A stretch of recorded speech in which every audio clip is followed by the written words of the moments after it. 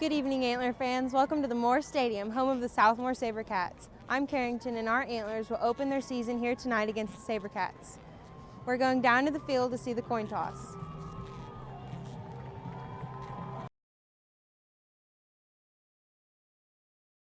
Fans, welcome to the Moore Stadium, home of the Southmoore SaberCats. I'm Carrington, and our Antlers will open their season tonight against the SaberCats. I'm going down to the field to see down this coin toss. Yes, they're set to receive the opening kick.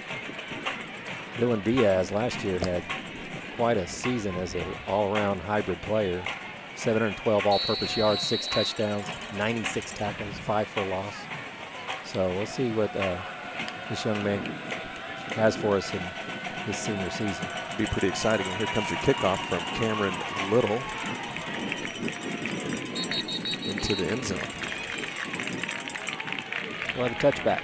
Touchback started off, Scott. Here we go. So Elijah claims the first touch of the season, as it were, even though he didn't get a chance to do too much with it.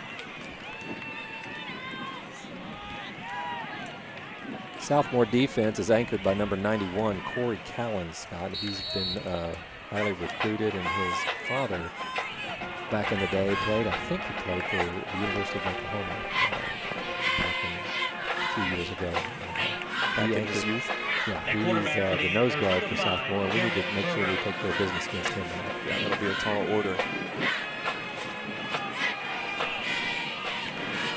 So there you go, right up the guts for our opening play. Tackled by number 91, Corey Callan. There's Corey Callan's name being announced right away. Yes, already. Yeah, that's Lamoris Davis taking the first handoff of the year, number 2. 4-yard gain on the play, not bad. Good way to start. It's a good opening play to the opening season. That's right. Here we go. Davis again on the right side. Davis on the carry. It's like a gain of about Tackled 1.5, by number 23, Trent Kimmel. 2. Up to the 26-yard line. So it brings up about third and a Brings long up third 4. down and 5. Quarterback in your Antlers is Jarrett Burright, senior. And a stunt from the left side. Good Little read by quarterback Burright. Yeah. Great read by Burright there. That was a good run for the first down. Antlers. Pass run option, and when he saw the guys stunning from the outside to his left, he just took it right up the middle. It's a good read by him. He picked up 8 yards on the play. It's always good to get a first down on your first touch of the year, of the game, or whatever it might be. It's always good, to stay on the field beyond 3 plays, Get you some confidence going. Yeah, it makes you feel good because, like, okay. Finally playing some other people. Yeah. Oh, there's a face mask. Should get some extra yards out of that one. Handoff goes to number 2, Davis. Flags on the play. So Lamoris Davis on the carry there.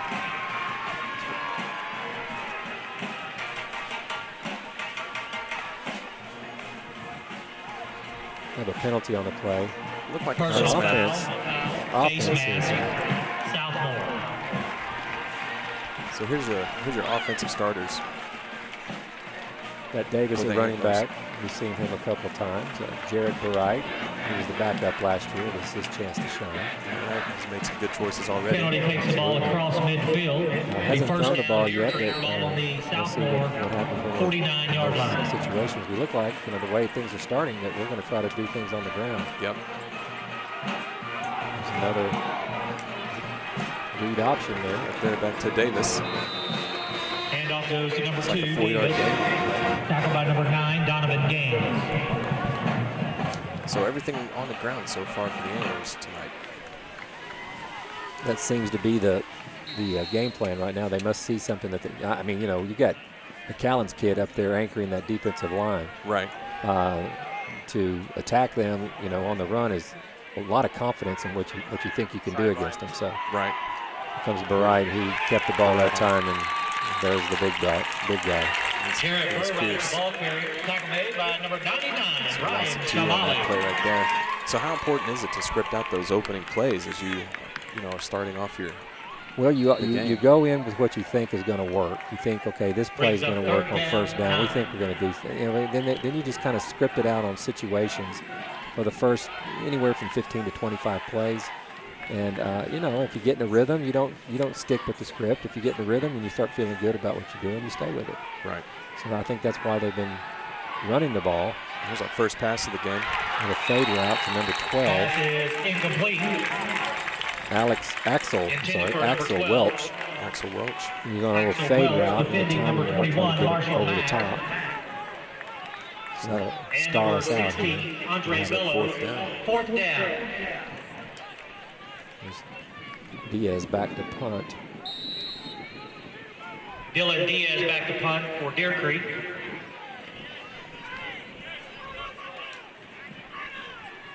Marshall Mack set to receive for the SaberCats here.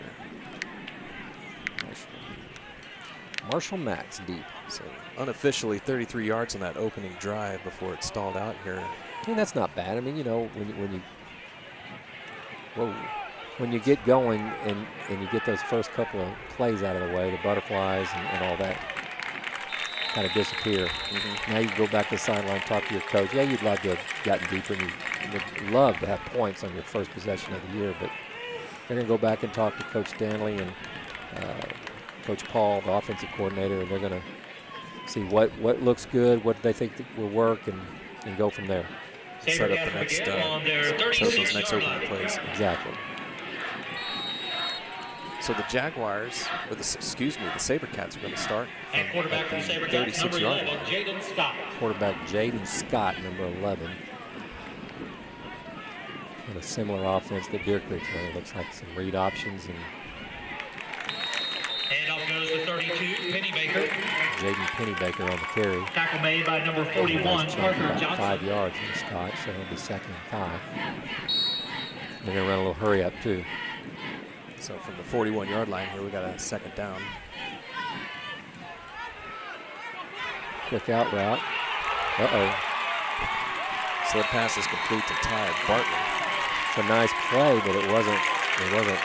We had some missed tackles there that probably would have kept it from being too much, but turned into a big play with the missed tackles after the And that's a slim chicken 18-yard gain there. SaberCat first down. So first down and 10 from the 41-yard line for the SaberCats.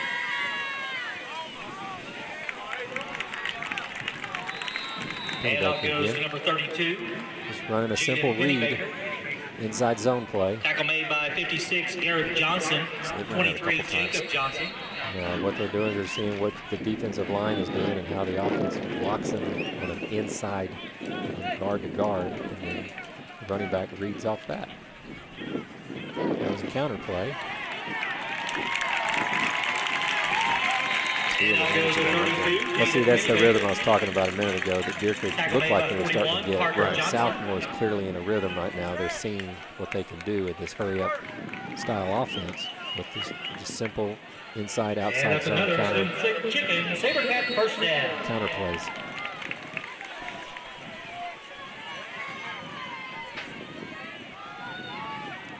Good pitch route, number 2. So Scott completes his pass to Corbin Paget. So they've Pass mixed it up. complete to number pass and 2, run. Corbin Paget. Hitting the quick outs, Tackled by number quick 10, hitch, Dylan Diaz. keeping our guys on their heels a little bit. So 2nd down from the 24, I believe 24-yard line. 24-yard line. Pennybaker Penny again. Baker, they got him this time. Nice wrap up by number 33. Handoff goes to 32, Jaden Ben Pennybaker. Likes, senior Tackled linebacker, by 33, 5'9", Ben 200 Likes. pounds. So third and 4. The 24-yard line, so no gain. Oh, that's a movement here. Flags on the play. Penalty should go against the SaberCats here. Kind of get a chance to take a breath now, and our defensive coordinator maybe get some things set up. False start. That's the thing about this, Southmoore. the hurry-up offense, that why so many offenses are going to it now, is that you get in the rhythm, the defense really has no way to slow you down unless something like this happens. It's a nice little momentum breaker, hopefully. Right. And maybe we can reset our defense and maybe get a sub or two in.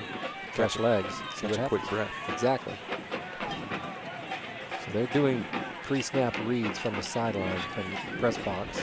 And then the quarterback calls the play from the scrimmage. No huddle. Looks like Likes is coming on a stunt. Back to pass is Scott. Oh, and it's interception. There we go. 54. Reed Eden, Southmoore, 6'2", 213. Good job right there. Play. Right boy, Southmoore. Good job. Right. So there's our first turnover of the game. All right. Bend, don't break, as they say. That's right. That'll give the Antlers first down and 10 yards to go from the 35. That was a good defensive. The pressure on the quarterback was key there. I mean, our defensive lineman broke through and put some pressure on Jaden Scott. Yeah. He didn't have too much time. And he threw off his back foot, and with that sun in his face, he probably never saw it. You know, and that's one of the unique features of this stadium is Southmoore is moving towards the sun, so that's where they're looking for everything right now.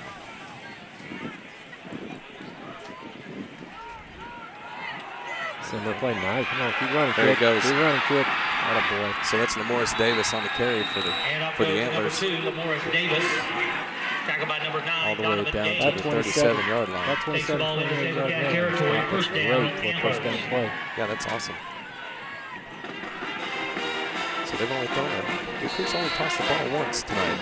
It's obvious that Coach Stanley believes that they can move the ball on the ground, and that play was evidence. Right.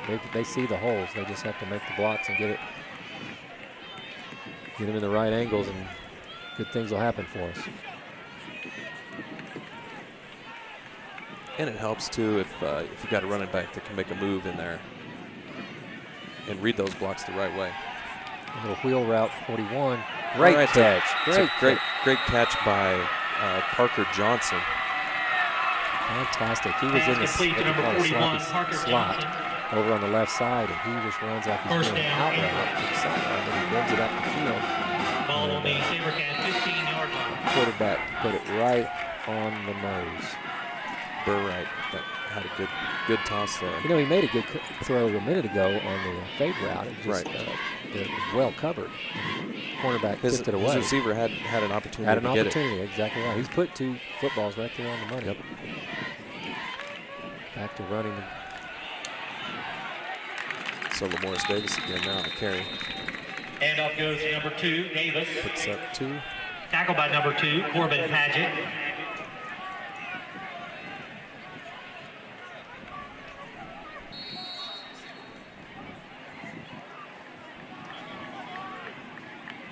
So I'll bring up a second down and about 8 yards to go, give or take a few inches there. We'll see how sold out they are to the. Well, we're going to have a timeout here because we had a late substitution. If you didn't get the timeout, you're going to have a penalty. Timeout on the field. The Southmoore Gold Club would like to thank That's their first time out of the game. It comes with 5 minutes and 6 seconds left to go in the first quarter. Apollo Building Systems and Mid-First Bank for their support of Sabercat football for the 2018 season. The digital cinema program at RCCC features the most state-of-the-art soundstage and equipment in Oklahoma. With hands-on learning from award-winning professor, Oklahoma City Community. The future is exciting, and now is tough.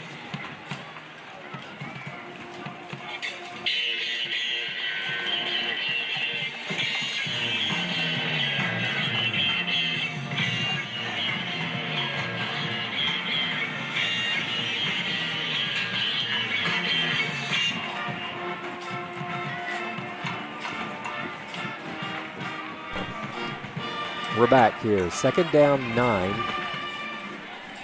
Deer Creek deep in Southmoore territory, looking to get the first points of the season to take the lead against the Sabercats. Which would be a good shot to the system if you can get that touchdown in the first quarter. And especially if you're on the road, season opener, if you can draw first blood here, that'll give a huge shot of momentum over there on the far side. Sure it will.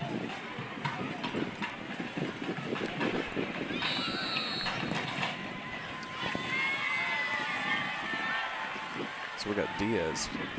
Oh, nice play. And oh my goodness, let's see if we can spring out of it. No, that was a great call. What a great play. first guy to get this number Dylan 70. Diaz on the carry. Tackled by number DJ 5, Ware. Elijah Brewer, and number 16, Andre Bellows. So it's a He loss of 7 on the disrupted. He play. just got enough of the jersey to slow him down and keep him from getting through to that second level. And then by then the blocks were slipped and we were in trouble. 3rd and long. from the 22-yard line. You know Deer Creek's going to have a good field goal kicker.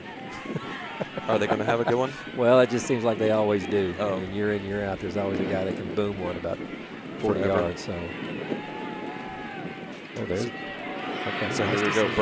Burright on the scramble. And basically picks up what was lost just a second ago. Jarrett He Burright had on number the 15, carry. Will Michael, wide open on a little search route. And, Tackled by number 23, Trent Kimmel. didn't quite want to And pull it'll the be trigger 4th on it there and ended up scrambling. It's not bad. Not bad. Got us closer for the field goal Right. attempt. Makes it possible. I believe number 1, Paxton Gary, is doing the hold.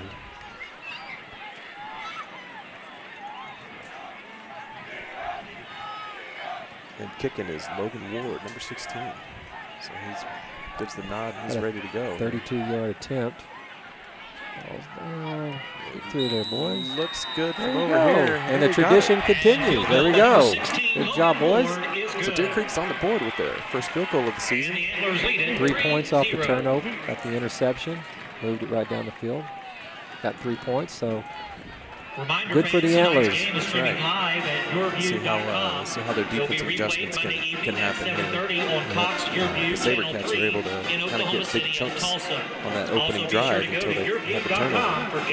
They sure did. And so I'm sure Coach Stanley had got with his defense and made the adjustments to what they were doing, seeing how it matches up with the scouting report and what they've been able to see. That's the thing about the first game. The only thing you have to look at is the scrimmages, half games, things like that they played the last 2 weeks.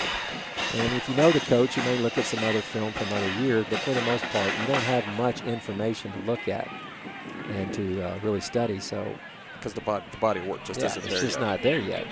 And normally you'll see this in college football too. Offenses are way ahead of the defense. Right. And that's kind of been what we've been seeing here in the first quarter. Both offenses have moved the football pretty well. So we'll see what the adjustments are. Protecting our community is everyone's responsibility. Crime Stoppers is here for all of us. You can safely and anonymously report any suspicious activity by calling 405-793-5160. There's a hero in all of us. This game is brought to you by Antler Vision. It's a student-run organization at Deer Creek High School. And these kids up here are doing an amazing job of bringing you this broadcast, and we'll be here every week there's football. So stay tuned, same time, same network. They're doing that. They're doing the cameras. They're doing the production. They're running all the computers and organizing all the video and audio. They're the professionals. They got us rookies up here doing the talking and everything. So we just hope we don't screw it up. That's right. We want to make them look as good as possible. Oh, they're making us look pretty good, buddy. I'll tell you that one thing. No, they've been doing this for about 6 years, I think. 5, 6, 7 years. And just keep getting better. They cover a lot of the sports. It's not just football. They'll do all the home basketball games. They're doing softball, volleyball.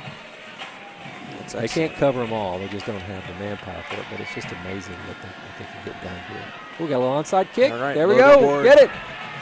with the onside, and it's recovered by your Antlers. So a little trickeration. Yeah, that was in Coach Stanley's back pocket. I guarantee he woke up Monday and said, you know what, let's do this if we score first. I saw a very interesting article about from a high school football coach. He said he never punts and he always does an onside kick, and he wins a football game. Yeah, is he? I saw that somewhere. Is he down in Alabama or something Yeah, I like? He's think down so. in Deep South somewhere. I saw that. He won't kick a field goal because he doesn't have a kicker, so he goes for 2 every time, and he onside kicks. And he wins a lot. He wins a lot. And he also does. It has something to do also with the percentages. Yeah, he's crunched the numbers and he's convinced that All right, so we're on the 47-yard line. First down at 10 Antlers. Let's see what they can do. They got 5 out. There's the Burright caught in the backfield. Number 10, Dylan Diaz, was open down the middle deep, and I think Burright was going to go with him, but he got Burright smacked. tackled by number 5, Elijah Brewer. Number 5 on the sack for the SaberCats. So that's Elijah Brewer came in from his outside linebacker position. So that's a 8-yard loss on that play, following the sack. Second down, quite a ways to go here. Actually, Brewer, I believe, is an inside linebacker, but walked it out to the outside. So second and long. Setting up a screen. We got it. Great block. There we go. Great block, number 79. So that pass is completed to Dylan Diaz. And he scampers for the first down. To number 10, Aaron Dylan Corbin, Diaz. junior, 6'2", 265, leveled the guy that was pursuing the screen on that play. He thought he was going to get a tackle, and he ended up on the ground, and that being number 79 on top of him. They coach him to follow. If your offensive lineman leaves, you follow him on that situation. But we were able to get right around all of that stuff. It was a nice play. It's a good run. Good catch and run. Back to the running. So Lamorris Davis. And number 2, Lamorris Davis. He runs hard. I'll give him that. Number The kid 9, has Donovan Gaines legs on the that are like tackle. pistons. He was up and down, up and down. He does not slow down. 2-yard gain on that one. I like what Coach Paul is doing from the offensive coordinator. He's mixing things up a little bit more now and starting to. Here's some 5 wide. Yeah, and Burright appears to be fairly comfortable back there. He really does. There's a quarterback draw again. Great play. That's a good run. Found a little lane in there. Burright on the keeper. My man Tackled by Corbin is number out there 7, saying it's a Maxwell first Gilbert. down, but I don't think And he number quite got 16, there. Andre Bellows. But it's definitely, so it's going to be 3rd down and 2 yards to go after that 6-yard. Brings up 3rd down. Basically a quarterback draw there. I don't think his intention was to pass on that one. His mannerisms. Looks like Burright's yeah. mannerisms didn't show that. Timeout. No. SaberCats going to call timeout. Had a little confusion on The the Southmoore substitution. Goat Club would like to Zach thank Wertzberger was coming in, and Corey Collins was coming in. I don't think Coach wanted that. I'm pretty sure you want a stud on the defensive side. You want him out there. You want him in the game. For their support of SaberCat football for the 2018 season. So we'll have 3rd and short. There's a lot of options that Coach Stanley can go to. Coaches show at their location. Thinking that probably going to do some sort of, I would guess, maybe a pass run option. What they call PRs. PR. Yeah, pass run. I mean, if they look, if Need a buddy you to know, make fun and lasting if you memories go to the with? line and you see Consider that the adopting a pass is going to be, it's going to be a short family pass. It won't be anything Somebody deep, is but, waiting for you. Visit City of I mean, I don't know. He's rolling the dice tonight. He went to an onside kick already, so Coach Stanley's going to have a good play in his pocket right here. Oklahoma is And hot in the that summer wildcat and formation cold in the winter. where he went It with becomes Diaz. cold every season with Randall's temperature And control. it almost panned out. Specializing in your heating and AC comfort and based right So here both teams in have called Warren. a timeout Their in list the of phones first called quarter. We away. got about a minute 18 left. 799-5841. And that's typical. You know what's surprising with this being a first game? There hadn't been very many penalties. There's only No. been 1 penalty. Now I'm going to knock on wood. Yeah, you better Because find they just. some. How about some Formica? Yeah. Oh, all right. Oh, there I go. Flag. Look at, wow. That's what Boy, you get. broadcaster's Flag. curse. It strikes It again. happens every time. Happens That- every time you say a kid had missed a free throw.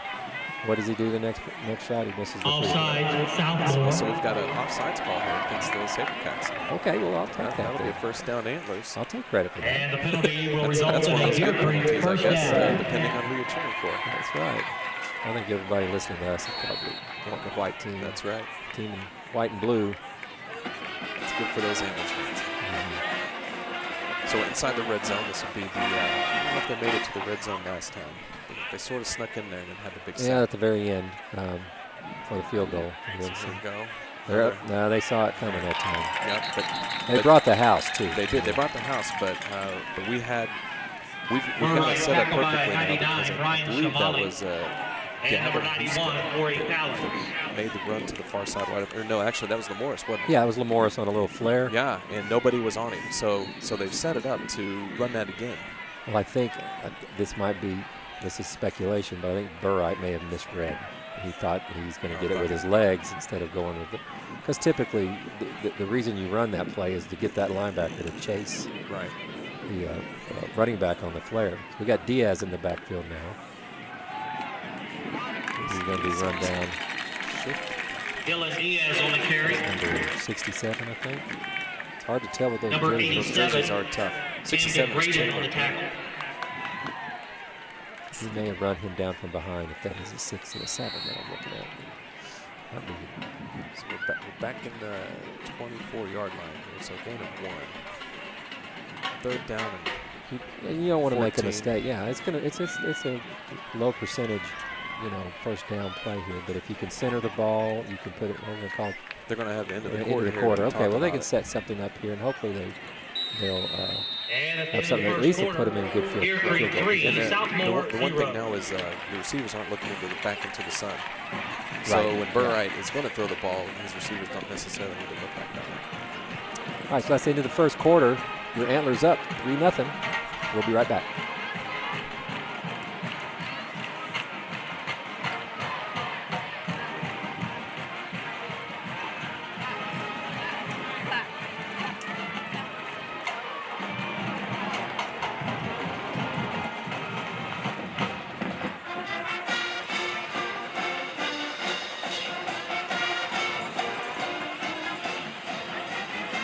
The Southmoore Gold Club would like to recognize Slim Chickens of Moore as tonight's game sponsor of the week and thank them for their generous support of SaberCat football for the 2018 season.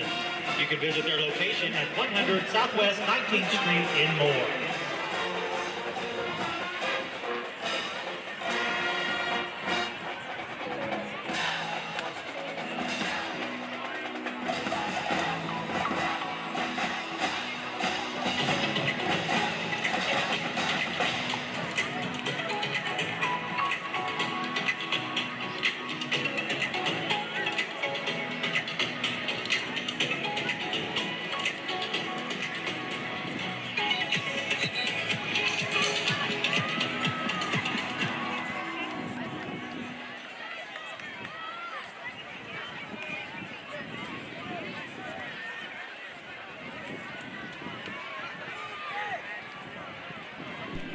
We're back to open the second quarter here. Deer Creek leading 3-0 and threatening again. Third and long, Scott.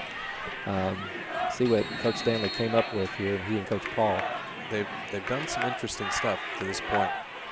They have taken some risks, which have paid off. Yeah.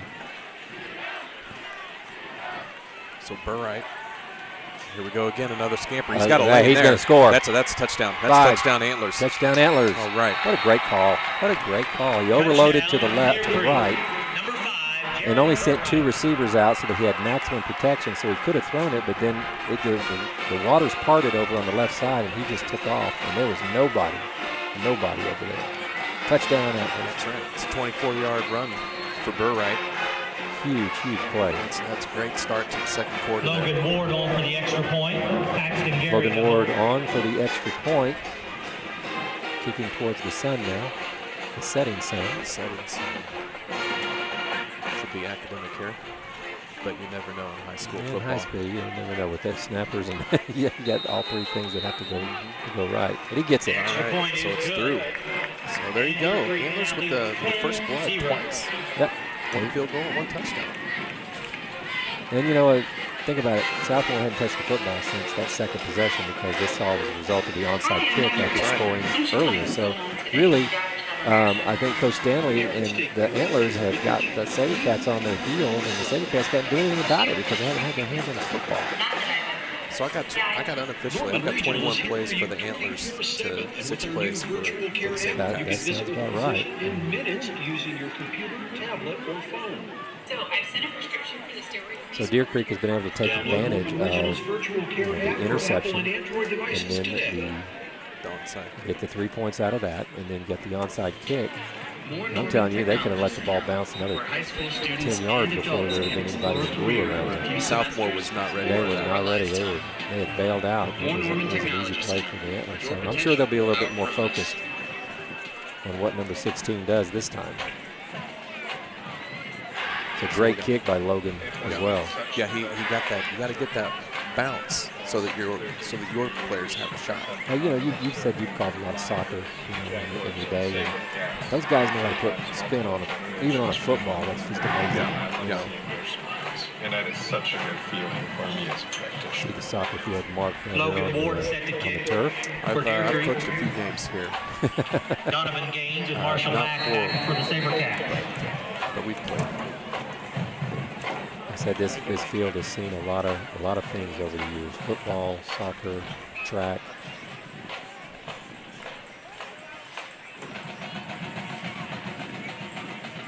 So we've got Donovan Gaines and Marshall Mack set to receive this kickoff. Donovan Gaines is quite the player. He is a stud, according to the Deer Creek coaches. Look There's at here. a little We got deep another onside. pooch. And there's Look at another this. turn. Did we get the turn? We sure did. Oh, my goodness. And the momentum continues for Oh, the my Antlers. goodness. Number 4, Kick read, Angelo number 9, Clark Kick read. Jr. came up with a football. Wow. Those are two. Kick read I covered don't by know number what it is. 17, Mason That's not what it Martin. is, because you're being intentional with what you're doing. Yeah, exactly. It's a risk. It's 2 risks right there that paid off big time for the Antlers. So that's Well, they did the traditional onside kick. Well, this one was just kind of a pooch kick, just right over the front line, Right. but before the other one. And the young man that came running forward, you're coached to fair catch those every time. Don't Right. try to catch and run. But he was running full steam. He caught it, bounced right off his chest. Because he wasn't expecting to catch the ball. No. But it bounced off his chest, and it fell right into the hands of Mr. Clark. So it's going to be 1st and 10 from the 38-yard line for the Antlers. There's Here that we quarterback go. draw. It's going to get us at least 4. So Burright. Number 5, Garrett doesn't Burright doesn't on the carry. give the intention of passing Tackled by number just on 70, these DJ plays that Ware. he's having success with. He looks pretty set on trying to read that draw. The Southmoore will begin to put more guys in the box as that continues to happen. And by the box, I mean from tackle to tackle. They'll have more blue shirts there because they're only running a 3-man front. And that should open the passing game where we can see, what kind of arm our man has. Well, Burright has been on target with his passes. You're right. So Diaz there. Number 10, Dylan Diaz on the carry. Got about a yard. Maybe a yard and a half. Tackled by number 91. You got to Corey realize, Collins. Sophomore Number 2, defense has Corbin got to be Bryant. fatigued. This heat, Right. they haven't been off the field for Brings up 3rd an down. hour. Right. Their offense has only had the ball for 6 plays. 6 plays, yeah. We're up to 23, 24 plays for the Antlers. And, offense can go forever. It's a weird deal, but, unless you're an offensive lineman, Right. you can go forever on offense. Those linemen, they get a little fatigued a little bit because they're doing a lot of work down there. I have a good friend of mine who's an offensive line coach, says you're not really playing the game unless your hand touches the ground. So these guys they're involved in something very physical every play, so they might get fatigued. But offense, it seems they can go as long as they need to. So Lamore subs back in on that play. Number 2, Lamore It's pretty Davis. much met at the line of Tackled scrimmage. by number 5, Elijah Pretty Brewer. conservative call for 3rd and Brings up 6, 4th but down. I think may have lost him. No, we got back to the line of scrimmage. Yeah. So we're going to kick him deep, it looks like. So the gamble doesn't quite pay off like it did the first time. So then they had the touchdown off that first one. And the Ultimately. defensive coordinator at Southmoore just went, Yeah. because he wants to get his boys off the field and get some water in them and get them rested up a little bit. So Dylan Diaz is set to punt the ball here. 21, Marshall Mack going deep. We got a timeout, it looks like. All right, Deer Creek burns another timeout. So 9:46 Southmoore left in the second quarter. They've gone through 2. I know you can't take them with you, but Right. don't you want one maybe? Just You maybe. want one in your back pocket, but rather, the thinking is if it could cost you points or field position, then you make the timeout. You hate calling timeout after a change of possession or You know, it seemed like OU did that a lot a few years ago. It seemed like they would come out of a timeout and they would get out on the field and they'd have to call timeout again. Right. You know, and that was frustrating. But timeouts like this, when you know maybe you saw something you weren't sure about, and you didn't like, those are safe timeouts and those are worth burning. And here, you know, in the high school game, you know, the field goal, you need to be pretty close to be confident that your field goal kicker will be successful. So is this potentially a go for it situation here from the 35-yard line? I think right now with a 10-point lead, and you can kick them deep. Well, he's bringing the offense back out on the field. So they're confident in whatever they're doing. There's a lot of confidence on that far sideline. Coach Stanley feels good about it. I think he knows exactly what he's doing. Now see if his guys can execute. Got 4 receivers in a deuce set. All right, got a pass here. Well, there's the pressure. Wrapped up.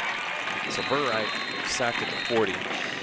Big 91, Corey Callens on the tackle. Didn't have quite enough time to find the open receiver. Looking like he was going for that seam route down the middle. I believe it was to Axel Welch, I think may have been the receiver on that side. So the Southmoore offense takes the field for just the second time tonight. Pretty good field position on their own 40-yard line. Well-rested defense. See, on that opening drive, they were able to get some some yardage in chunks. But just enough pressure on the quarterback on the interception proved to be very valuable. So we'll see if Jaden Scott learned from his mistakes there on the. Okay, they should have a penalty here. Nope, we got another timeout. All right, so there it goes. So those are the timeouts that you don't want to burn. You just been on the sideline. Yeah, and the quarterback snapped the ball, and his guys weren't set. So I think coach saw that. And, no, call timeout. And those are the ones you don't want to burn, and those are the ones you want in your back pocket when you get to the end of the quarter or into the half. I mean. And sometimes too, when you're in a situation like this where Deer Creek has been able to make some great plays and do some things, and this is just the second possession for your offense, you could be out. It's possible those kids are a little bit out of sorts. They're not in with either because they haven't been on the field. Yeah, well, let's be real. These are high school kids. They're going to get distracted. You know, they haven't been on the field for 20, 30 minutes. I mean, real time. They're going to lose focus a little bit. And, Save money. you want to try to recapture that momentum they had from when they were moving the football down the field. For more details. Here we go. They're in a deuce set as well. 2 receivers on the right, 2 receivers on the left. So Jaden Scott, a little inside nice pitch. play, 29. Dylan Beers, number 29, Dylan Beers, senior. 5'10", 181 linebacker. He sniffed that one out. Number 29, Dylan Beers. Exactly. Second and long. Hurry up offense again. Scott on the pass, going to go deep. He's got number 30. Oh, what a catch by Caden Easterwood. Caden Easterwood for the big play. Touchdown. He had a defensive back there, but it was just over his outstretched hands. He got some inside leverage on the defensive back, and that's never a good thing unless you can run with him and have your hand up to be able to knock the ball down. But he lost a step as well. He ended up going, as we say, going yard. So that's a 60-yard touchdown pass for the SaberCats. Puts him right back in the game. Sure does.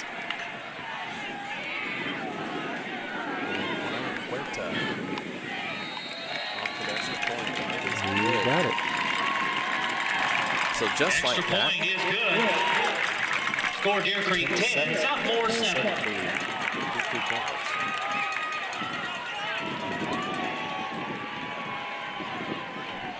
So, I mean, one play, you know.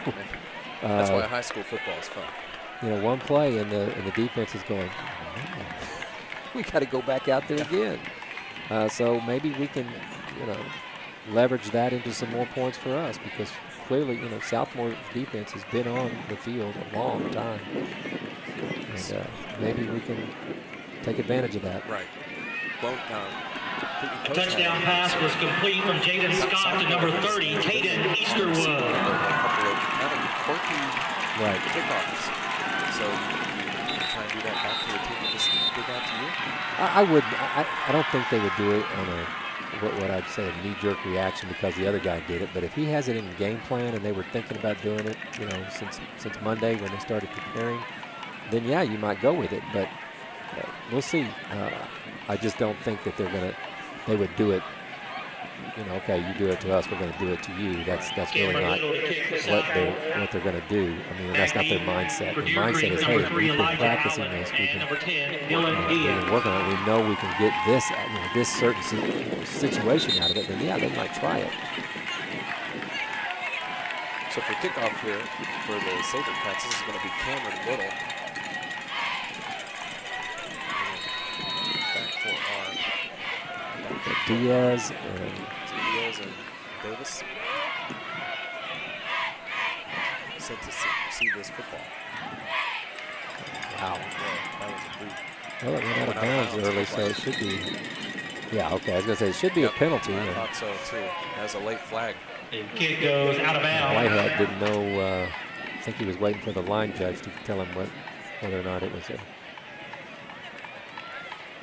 He should get the football on the 35-yard line, I believe. Deer Creek will begin on the 35-yard line. Southmoore Gold Club would like to state. Yeah, we're going to get the ball on the 35-yard line, which is pretty good field position considering, St. Andrews Methodist Church and All-American Pizza for their support of SaberCat football for the 2018 season. So here comes your offense again. And they ran out of downs just on their previous possession. And almost had it down there to the red zone again. It's more that I'm... So we got Gary and Childers to the right. Diaz in the backfield with Burright. And then you've got, looks like Logan Ward split out to the left. So Welch is right in there tight too. Yeah, the tight end is in there in that, what we call that little sloppy slot. So here comes Diaz. Let's see if we can get the corner. And we're going to get a hold. Anytime you see the white hat throw that flag in the backfield, somebody grabs some jersey. He's got a front seat view of that. There it is. It's holding. Holding, Deer Creek. Get another shot at first down. I feel like Diaz on a couple of these plays is just a stutter step or a juke away from busting it low. From making a big play here. Right. I agree. He's got some speed. Now this puts us on the, what they say, on the wrong side of the chains. Right. We got it. So really, we need to get something that's not going to bury it. You don't want to be second and long, third and long. Right. It's a 14-yard penalty. I guess it was there. Yeah, which is, it's always a spot foul. They go from the spot. Right. Nice play, but. So that we're going to lose a yard there. Pass complete to number 12, Axel Welch. Tackle made by 23, Trent Kimmel. Yeah, he kind of bobbled it and he stumbled a little bit, and that didn't afford him the opportunity to at least try to get upfield. So picked up a yard. And forward progress, they gave him a yard. So it's got second and long. You don't want to make a mistake down here. You got a 3-point lead. Right. You don't want. You still have a semblance of momentum that your team is.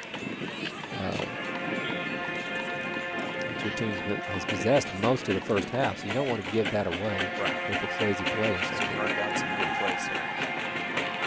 There's a deep ball going to Diaz. Oh, just in front of Diaz.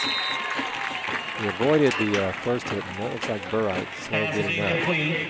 Flag on the play. Right arm. Personal foul. Roughing the passer, Southmoore. It's going to bail the antlers out of.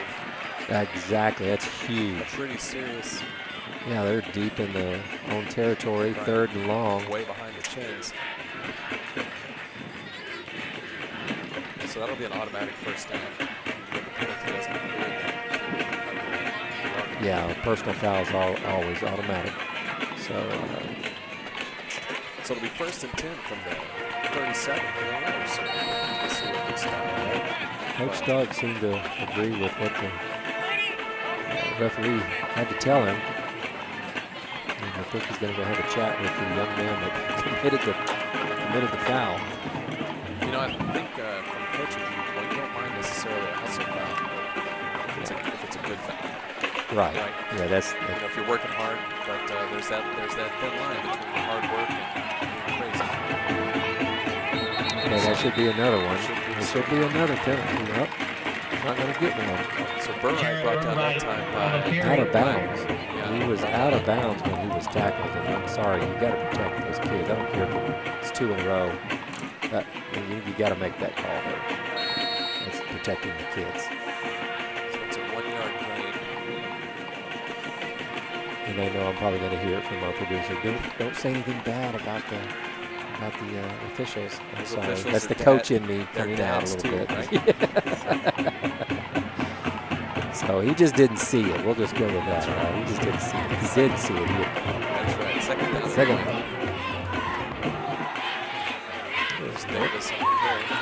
Morris, good job. Handoff goes to number 2, Lamorris Davis. We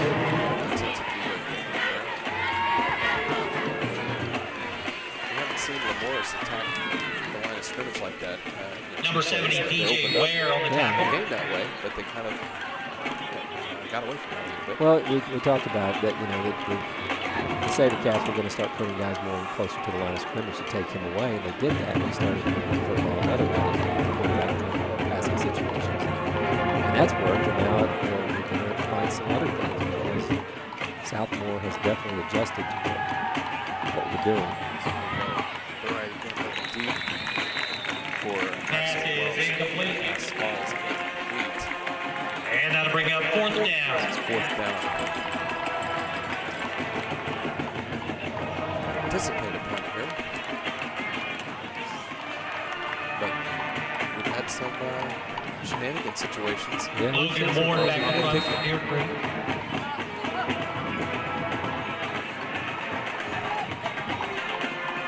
we check something out on the sidelines. So Logan Ward set the kickoff here. Set the punt. Trainer's checking out Burright right now, so He did fall hard on that arm. on the personal foul play. Right. He's got the trainer over there talking And the to him. SaberCats will So he's begin going on to mark their down some ball 16-yard line. 16-yard line. This will be Southmoore's 3rd possession of the game. Oklahoma Sports and Orthopedics Institute is proud to support Moore Last Public possession they Schools. had OSOI is Oklahoma's Yeah, premier big source play. for Yeah, big play, orthopedic 60-yard medicine 60-yard treatment, play. So meeting the orthopedic needs know, of Moore, You're going Norman, to give up big Oklahoma plays City, here and there, but you don't want them to be Don't let 60-yard an chunks injury at a make you time. miss a Right. single play. Call that offense in front of you. 515-8090 exactly, to and set so up they're an appointment today. this is kind of the game right here. We got 7 minutes to go in the first half. Deer Creek has controlled most of the game, but you got a big play from Southmoore last time. They moved the ball pretty well the first possession. So what's going to happen now is going to really be Bobble the handoff. nice play. Handoff goes to 32, Jaden Pennybaker. It's like 56. Tackle made by 56, Jaden Garrett Pennybaker. Johnson. Garrett Johnson on the tackle right there, stepping up the back of Well, there was a bobbled exchange there between Scott and Pennybaker. Pennybaker not getting a clean grab. Kind of had to slow down a little bit. He's got kind of, okay, Scott with the keep. Throws it, got a little over the top there. There's a pass point option. Pass is incomplete. Brings up His 3rd pass down. there was intended for Trent Kelly. His numbers. They really are. We need these young eyes, you know, students that are up there doing a great job bringing us the broadcast here and help us out, because I can't see these kids' numbers. So 3rd down and 10 for the SaberCats. Scott's under pressure. Oh boy. What a catch. What a catch. Number 9. What was that? Number 9. Jaden Scott So pass Donovan complete to Gaines. number 9, Donovan Gaines. We heard from the coaches this week that number 9 That is a Southmoore Slim he's a Chicken player. first down. Yeah, he proved it right there. We almost got to him. Number 41. Parker Johnson just about got to the quarterback. So again, yeah. hurt by a big pass play. And there's Penny Baker on the carry. We've got that problem solved. Handoff goes number 32. Xander Crawford on the tackle there. Along with number 29. Tackle by 52, Xander Dylan Crawford. Beers. And Stonewall number 41, lost a yard. Parker Johnson. So 2nd and 11, that's good. Answer back after a big play. That's right. Jaden Scott, he's got the ball. He looks like he could just take off too. He looks very quick out there. Big kid. He is a big kid. He's a 6'2". Doesn't throw a real pretty ball, but he gets there. He does the job. He's done the job a couple times. So that pass is completed. Spot pass completed number 17, Trevor Eilenberger. Slim Chicken, Sabercat, first down. First down. Here's some momentum. Southmoore is. Oh, we got a bad snap here. Bad snap. Oh, my goodness. Are we going to have another? Oh, don't try to pick it up. Cover it. And managed to get it back.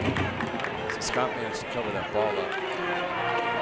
Mr. Johnson, Mr. Parker had a touchdown on his mind. He was going to pick that baby up and go, but just fall on it. Coaches always tell you just fall on the dang ball. Yeah. And that's 2nd and forever now. So that's a loss of 15 on that play. So 2nd and 25. And a deuce set again. 2 slots, 2 wides. Penny Baker's off. Yeah, they moved. Penny Baker's Flags off. on the play. Elijah Brewer on in his place in the backfield. False start, Southmoore. Brewer's a junior, 5'8", 180, so that means he's probably a fire plug to try to bring down. Just stocky, low center of gravity, hard to get a hold of. So we had a relatively clean first quarter, but we had a few more penalties in the second quarter. Well, the fatigue sets in a little bit, the heat and all that. The first game jitters are gone, but now it's time to execute. Sometimes you're going to make a mistake. That's a smart decision right there by Mr. Scott. That's right. Did brought like an outside blitz there and forced Jaden Scott to get rid of it. Yeah, to get out of that pocket. Just let him all of Late flag. Good defensive call. Flag on the play. Coaching staff there. Late flag, right? They're going to call that intentional grounding. Intentional grounding, Southmoore. That can be a tricky rule because there's a really few things is. that have to happen in order to get intentional grounding, right? So you've got to be outside the tackle. Outside the box, yeah, that's right. Ball's got to go past the line of scrimmage. And he had a receiver within, 5 to 10 yards. Right. He was running away, but the kid was running for his life too. In the area. Not that I'm not going to be a Deer Creek apologist all the time, but that looked like it was coming.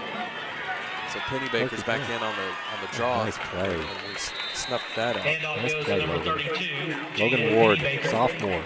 Just a sophomore, making big plays for the defense. Tackle made by 41, Parker Johnson, 52, Xander Crawford. After the Cameron 60-yard Little back touchdown to punt for pass and then Southmoore. the 40-yard pass earlier. Dylan Diaz back for Deer Creek. The Sabercats went in reverse.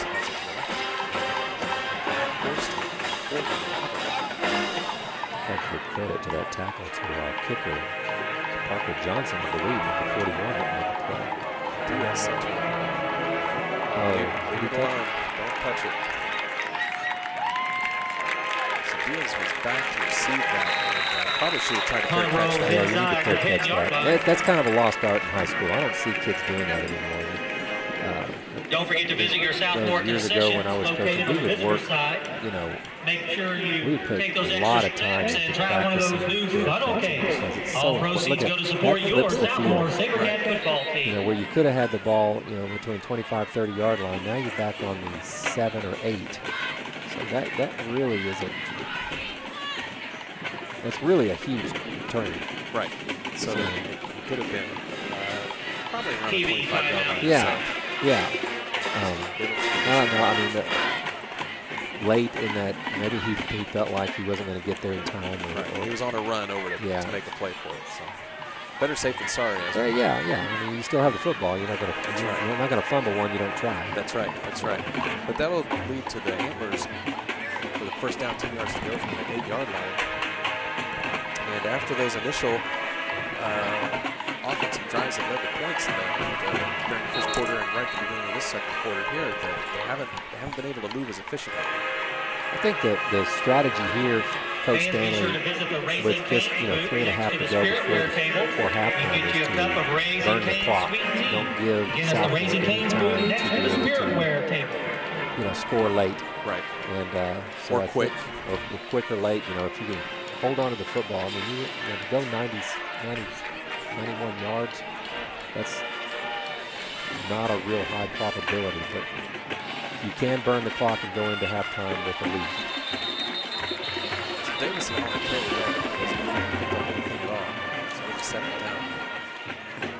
Second and about 9.5. Maybe his forward momentum get him half a yard. A long 9. Yeah. And again, they're taking a lot of time in between the plays, running the clock down 20 seconds, on the game. The play clock. Right. 3 minutes on the game clock. You just don't want to give Southmoore too much time. But you still need to try and get a first down. Absolutely. If you can get a first down here, that's terrific. But when you look at odds and probabilities, look at that. Took a shot. Burlington pass there was intended for 87. Randy Childers. Just led him just a little bit too much. That'll bring up the third down. That would have been a great connection. So he took a shot on that one. So much for the... Under a little bit of pressure, but it looked like a designed rollout. And it's hard to make those long throws when you're running against. Yeah, you're running to your left. You're right-handed quarterback. You got to square your shoulders somehow and get that left shoulder pointed more downfield. That's tough to do. Not a lot of quarterbacks do that very well. So here we go, third down and 10 yards to go for the most part. Burride again. Heave. Fade route. Oh! Close. Number 1. Passing Gary. Had a chance. He was shook up. I think he landed hard on that turf. Knock the wind out of you if you land for a ball like that, or if you come down just a little bit on the awkward side.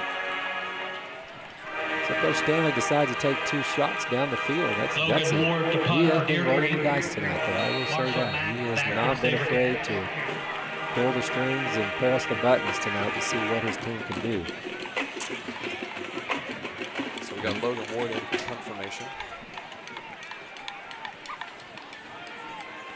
One in the boom one here. That's a nice kick. That's a good one. Oh, there's my another. goodness, Oh, look at there. Look at there.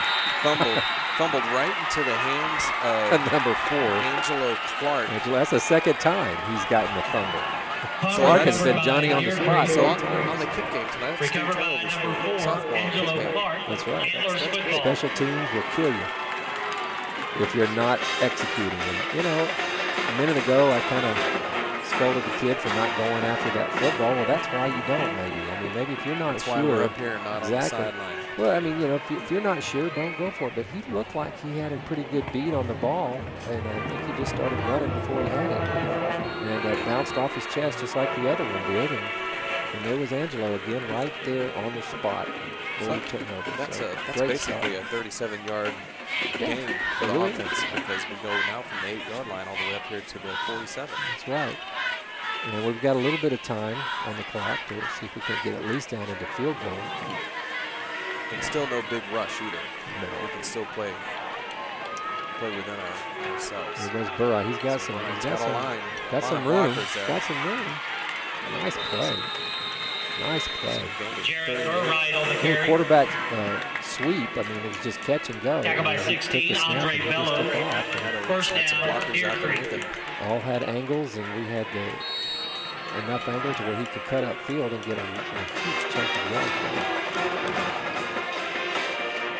First down until the 30-yard line. Clock continues to roll. There's no huge rush. Deer Creek has really been able to fairly consistently move the ball on the ground, even though we haven't been able to get to those touchdowns. Let's just see if they don't go to Alex Welch here, number 12. He's a big target. That pass was intended for pass is incomplete. Elijah Allen. That's about the 4th or 5th time they've tried that fade route.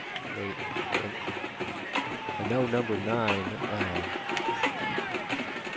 the cornerback, Donovan Gaines. He's pretty good. He's not going to give up a lot. Might be going away from him over time. But either way, that's been a route that they've tried to take advantage of at least 4 times that I can remember. Right. They've had a couple times where they've almost connected them. And it was offsides. I remember number 21 lined up, got right in the Flag face on of the the play. wide receiver and walked across the line of scrimmage. It's Marshall Mack. So should the play continue then at that point? Or Well, when you in high school, when anytime a defender violates the Moochens, when they stop Offside, because they just don't want to run the risk of it. So for those of us that are college football watchers, yeah, that would have continued. That play would have continued. It would have been what they call a free down. right. You know, throw it deep, whatever, because you're going to keep the football no matter what. In high school, usually they blow it dead, unless it's like last. You know, that's what I've always seen. So they moves the ball up to the 33-yard line, so that's second down and about 5 yards to go. 2 minutes to go. Plenty of time. Davis on the ball on the carry. A pickup of a yard or so. Handoff goes to number 2, Lamoris Davis. Tackled by number 9, Donovan Gaines. Brings up third down. Probably run a little clock here just to get it down to. You know, Lamoris has been difficult to bring down. You're right. It takes 2 or 3 players. It takes 2 or 3 defensive players to get him down. You can't just try and make him in the legs. Southmoore has definitely put a lot of guys in the box here, and they're bringing them every play, relying on their cornerbacks, Mack and Gaines, to pretty much lock down the wide receivers, and they did that play. There was nobody open. They were running step for step with our wide receivers. So Bright picks up another sack. Brings up fourth down. So loss of 7 on the play. Logan Ward back to punt. Marshall Mack. The good thing about that is the clock keeps running. You've got 9 seconds, 8 seconds on the play clock, 50 seconds on Logan Ward in the kick, and there's no need to. You could even take a penalty here. I think that's what they're going to do. Nope, they took the timeout instead. Timeout, Deer Creek. So there you go. There's your third timeout. After burning 2 of them fairly quickly. Streaming live at yourview.com. Will be replayed Monday evening at 7:30 on Cox YourView, Channel 3 in Oklahoma City and Tulsa.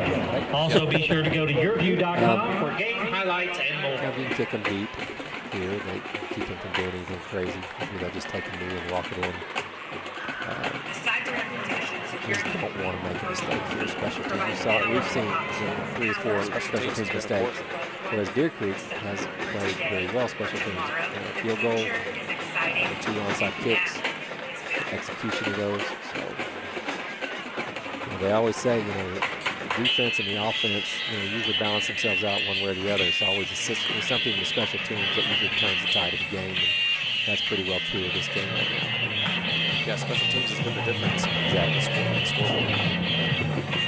We'll check it out at halftime what the stats are. But we'll probably eventually say Southmoore probably dominated the offensive stats because of the 2 big plays. They just don't have very many plays. Right. Right. So Southmoore is going to send back Marshall Mack to receive this punt. Oh, we did. Boom, that one right into the end zone. He was trying to angle it out of bounds there, but it made it all the way in. Punt carries into the end zone. Sabercats will have a 20-yard line. Ward, sophomore. Got the kick that he wanted back when he was on the 8-yard line. Boomed that one. Yeah, he said boom. He did. So the Sabercats have about 38 seconds here to work with. The 20-yard line. They've had a couple of really big plays tonight. Maybe you know, make a halftime lead. I think if you know, I'm sure Deer Creek's going to be in their prevent, so they're going to be back. They shouldn't let anything behind them. Looks like they're going to go 3 deep with number 17, 3 and 1. Elijah Allen, Paxton Gary, and Mason Martin are all going to be deep. And their job is to make sure nothing gets behind them. So we'll see. Yeah, it's a very safe play for Scott. Keeper. If you can bring him down, inbounds. Out of bounds, so no gain on that play. Run out of bounds at the 20-yard line. Jaden Scott on the carry. That's pretty smart for Scott. Junior, 6'2", 200. He's smart enough to get out of bounds. Right. Maybe have some options if their coaches decide to take that. He's a big kid. I mean, 6'2", 200 at quarterback. My goodness. He's joined in the backfield with Elijah Brewer.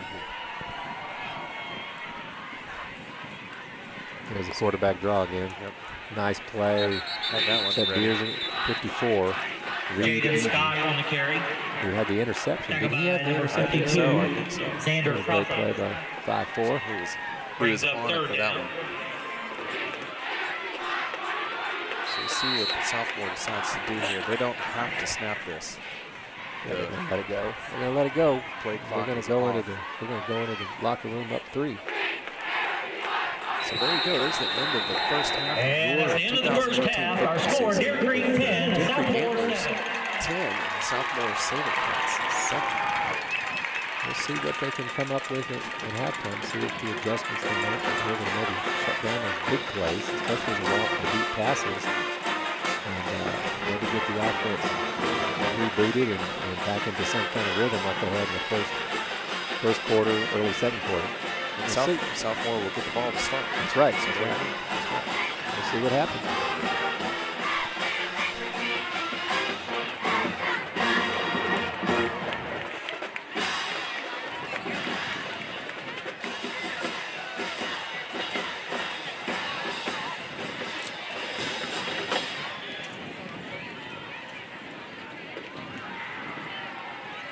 The 2018-2019 Southmoore Palm Squad is ready for another fantastic year of cheering on the Southmoore Sabercats. Over the summer, the squad attended an NDA camp at OU and brought back many individual and team awards. As a squad, the team won the Superior Showmanship Home Routine Trophy, Technical Excellence Trophy, Superior Elite Team Routine Award, and the Gold Elite Team Dance Award. Individually, they brought home several individual ribbons, 6 All-Americans, and 2 Pennant Forward recipients. They also had 3 Top Gun Award winners for kicks, leaps, and jumps and turns. The team captain, Catherine Jackson, was also honored with the Top All-American Award for the entire camp. The squad also continues the legacy of bringing home a bid to nationals in Orlando, Florida. Southmoore Palm would like to say thank you to everyone who supports and sponsors the squad, and they look forward to representing the student body as they cheer for the Southmoore Sabercats. Squad members are senior captains Avery Pierce and Catherine Jackson, seniors Sydney Bailey and Allie Stevens, juniors Meredith Ebry, Alyssa Rogers, Claire Dewey, and Lindsay Mendenhall, sophomores Callie Coleman, Maddie Shaw, Vivian Taylor, and Kaya Tate. Freshmen, Elena Kidd, Whitney Pierce, and Kennedy Willis.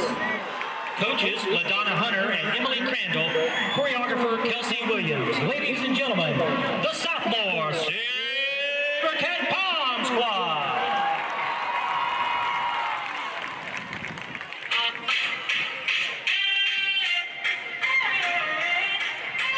I'm living in the 21st century. Doing something mean to it. Doing better than anybody you ever seen. Doing screams from the haters. Gotta let me scream to it. I guess every superhero need his theme music. No one man should have all that power. The clock's ticking, I just count the hours. Stop tripping, I'm tripping off the power.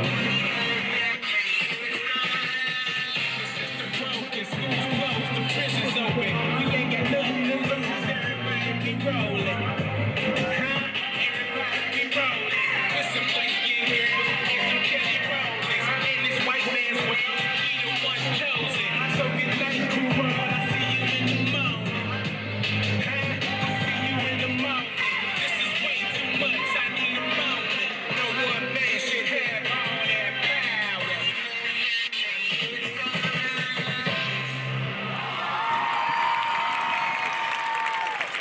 The Southmoore Sabercat Palm Squad. Now please welcome to the field the Southmoore Cheer Squad. The team has been preparing for their upcoming regionals and state competitions. At this time, we would like to recognize the members of the 2018-2019 Southmoore Varsity Cheer Team. Seniors, Bailey Adams, Izzy Burrell, Michaela Ford, Keegan Reddick, Juniors, Sydney Cobb, Hannah Grissom, Alyssa Harper, Brooklyn Sanchez, sophomores Reagan Brandt, Megan Brewer, Brooklyn Jameson, Bryn Malone, freshmen Claire Austin, Margaret Ardis, and Maggie Washington. The school sponsors are Tasha Powell, Christy Clayton, and Sandra Thornburg. The team is coached by Kylie Lindsay. Ladies and gentlemen, the Southmoore SaberCat Cheer Squad.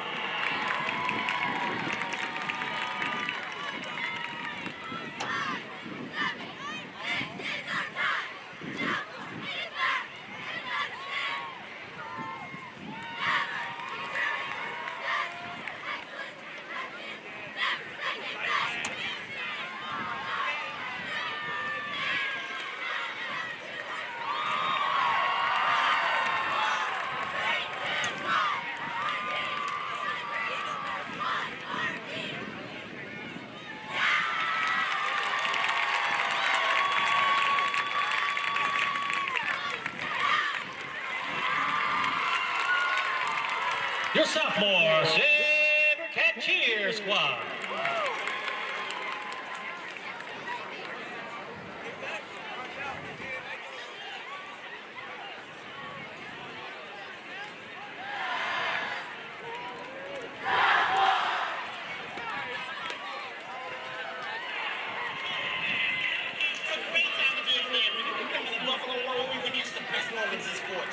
Unlike in Roman times, when you could become the sport. Is this section G? I don't know.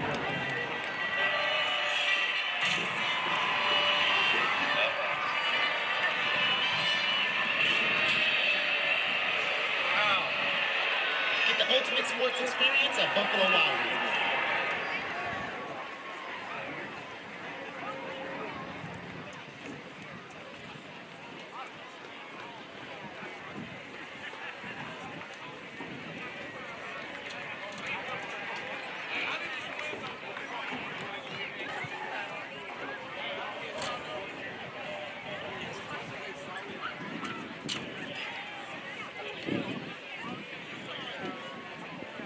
Ladies and gentlemen, Moore Public Schools and Southmoore High School is proud to present the 2018 SaberCat Marching Band.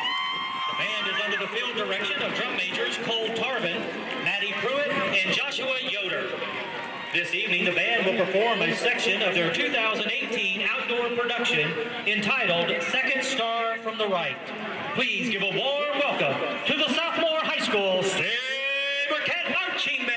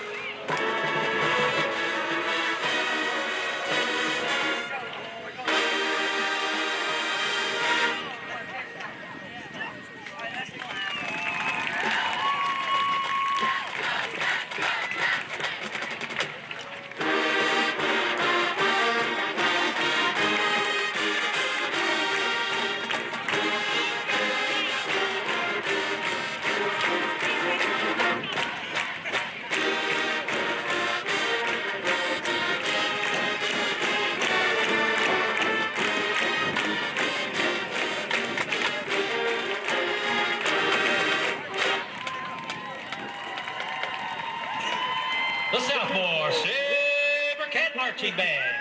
SaberCat Marching Band is under the direction of Adam Muhorter, Jeff Clifton, Byron Church, and Rick Street.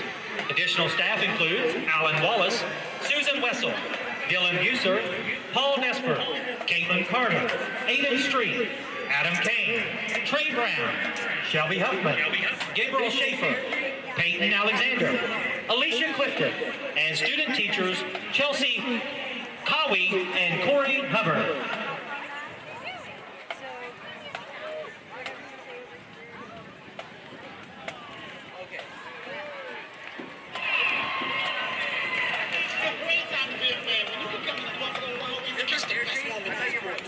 Unlike in Roman times, when you could become the sport. Is this section G? I don't know.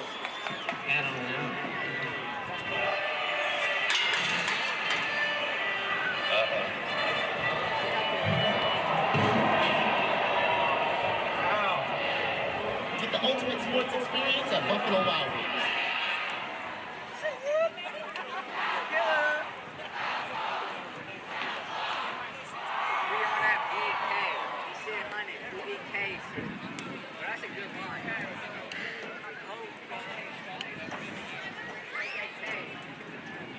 Okay, fans, direct your attention to the east end zone where Southmoore senior Sam Ellis will be kicking in Weoki Credit Union's Kick for Cash.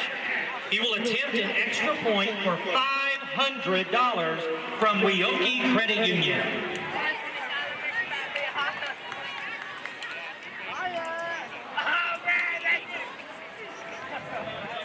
That's all right. Nice try, Sam. For your effort, you're still going to receive $50 from Weoki Credit Union.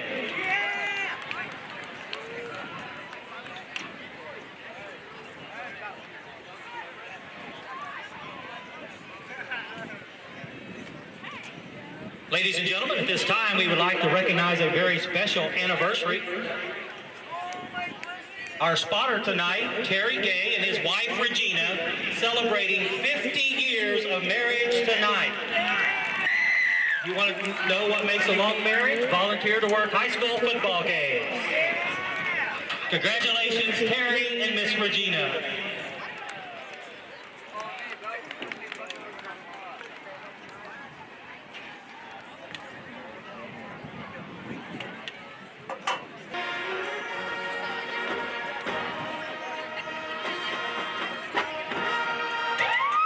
Protecting our community is everyone's responsibility. Crime Stoppers is here for all of us. You can safely and anonymously report any suspicious activity by calling 405-793-5160. There's a hero in all of us.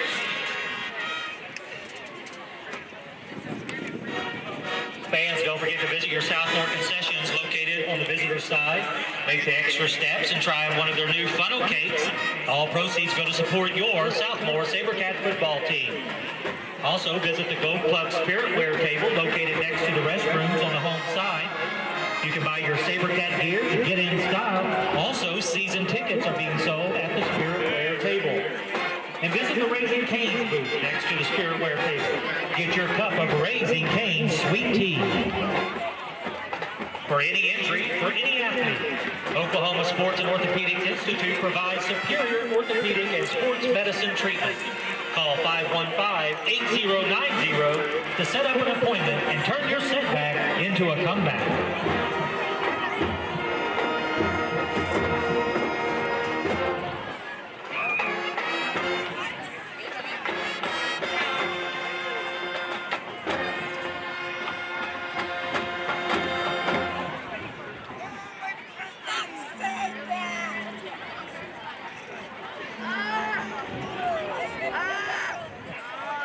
Oklahoma is hot in the summer and cold in the winter, but you can be comfortable in every season with Randall's Temperature Control.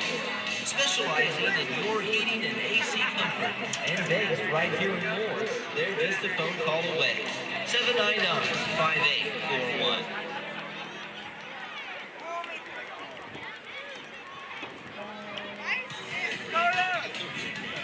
This year's Oklahoma State Fair.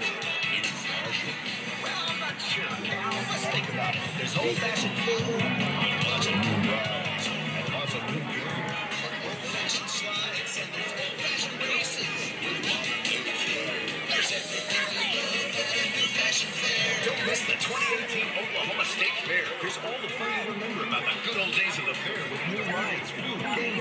at every turn. Get discounted vision on opening day. And don't miss Dr. Pepper $2 Tuesday for $2 deals all over the place. It's old-fashioned fun at a new-fashioned fair. They sing everything all It's now new again, because there's lots of new faces. But they seem like old friends, and there's lots of new memories being made everywhere. There's everything we love at a new fashion fair. There's everything we love at a new fashion fair. There's everything we love at a new fashion fair.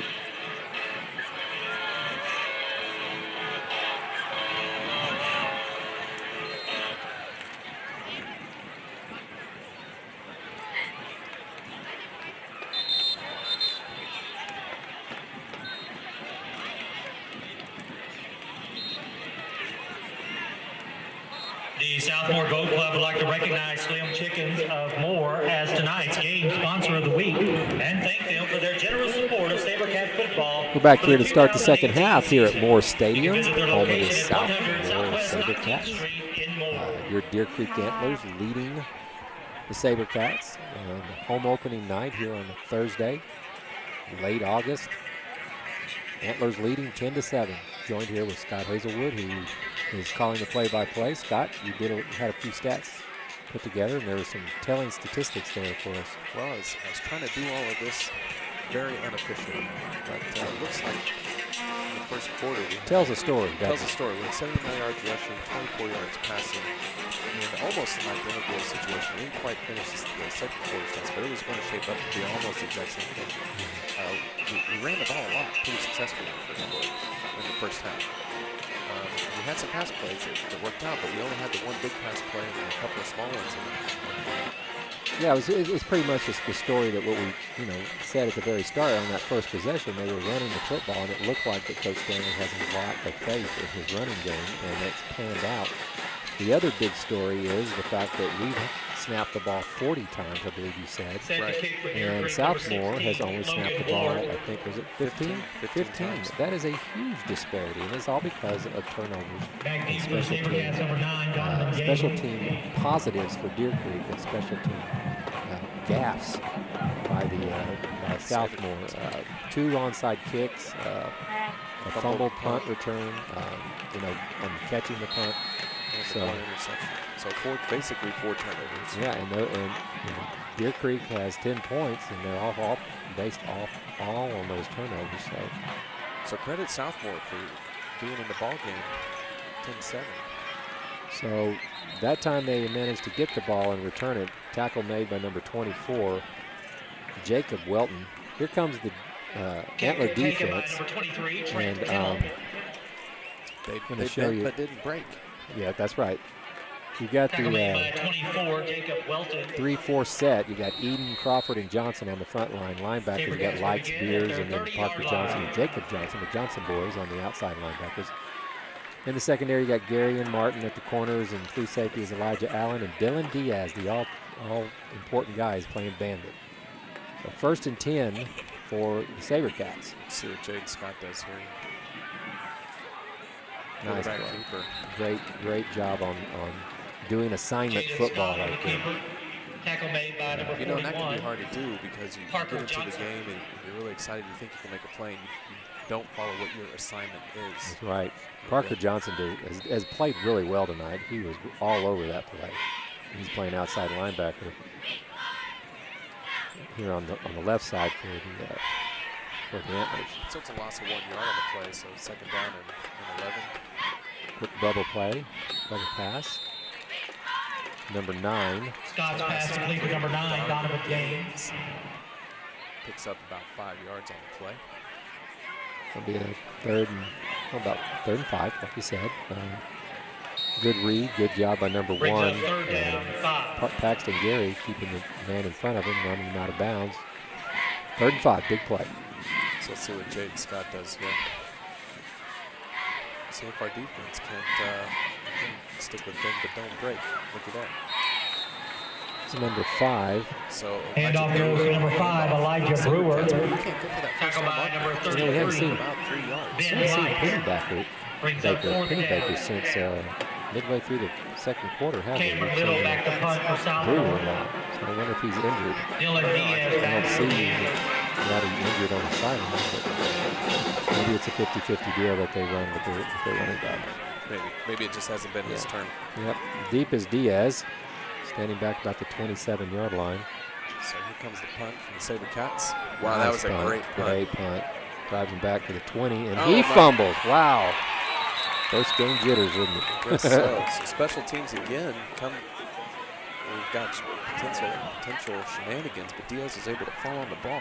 Yeah, we're able to get that back, and it's it's a skill to do. That's not an easy thing to do. Look up in the night sky and see a football coming down. It's spinning, and you have to catch it with your bare hands, knowing that there's a bunch of guys running to hit you. Right. That's not easy. No. It takes a tremendous amount of focus, and you know, Diaz Southmoore Gold Club would like will to be thank told on the sideline, you know, C, don't let that Eskridge bottom of the Honda, breadbasket come McBride up. Orthopedic Hospital, and Apollo Building Systems for their support of SaberCat football for the 2018 season. Anglers have the ball on the 22-yard line, so it'll be first down, 10 yards to go, and they're opening possession of the second half.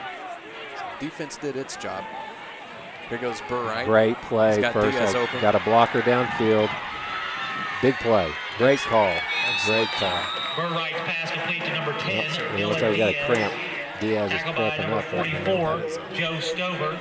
And what they First did is down, they Deer faked sprinting out to the right like Burright has been doing all night, you know, with the quarterback sweep. And then he stopped and wheeled, and he found Diaz on the wheel route coming out of the backfield. Nobody picked him up because they're all pursuing the quarterback. That's a great play, great call. And they had set that up in the first half. Absolutely. So here comes. There's Lamorris again. Yep. Lamorris Davis on the carry. Looks like he just gets over the line of scrimmage. Handoff goes to number 2, Lamorris Davis. Tackled by number 2, Corbin Paget. So doing some grunt work in there, trying to make sure to keep those. Well, they're going back. Cats you know, that worked. They had a lot of success in the first half. And I think they're, you know, that was a great first play call. Got them on the Southmoore side of the field. I'll go back to see if the running game will work. Oh, whoops. I'm an old receivers coach, and there's absolutely no reason for a receiver to ever be offside. Because all you get to do is turn and look inside and see the football snap. Bless his heart. He was ready. Yeah, he was ready. He was definitely ready, but he's going to hear it from his receivers coach, I think. So there's a 5-yard penalty. Todd Barnes is going to be all over him.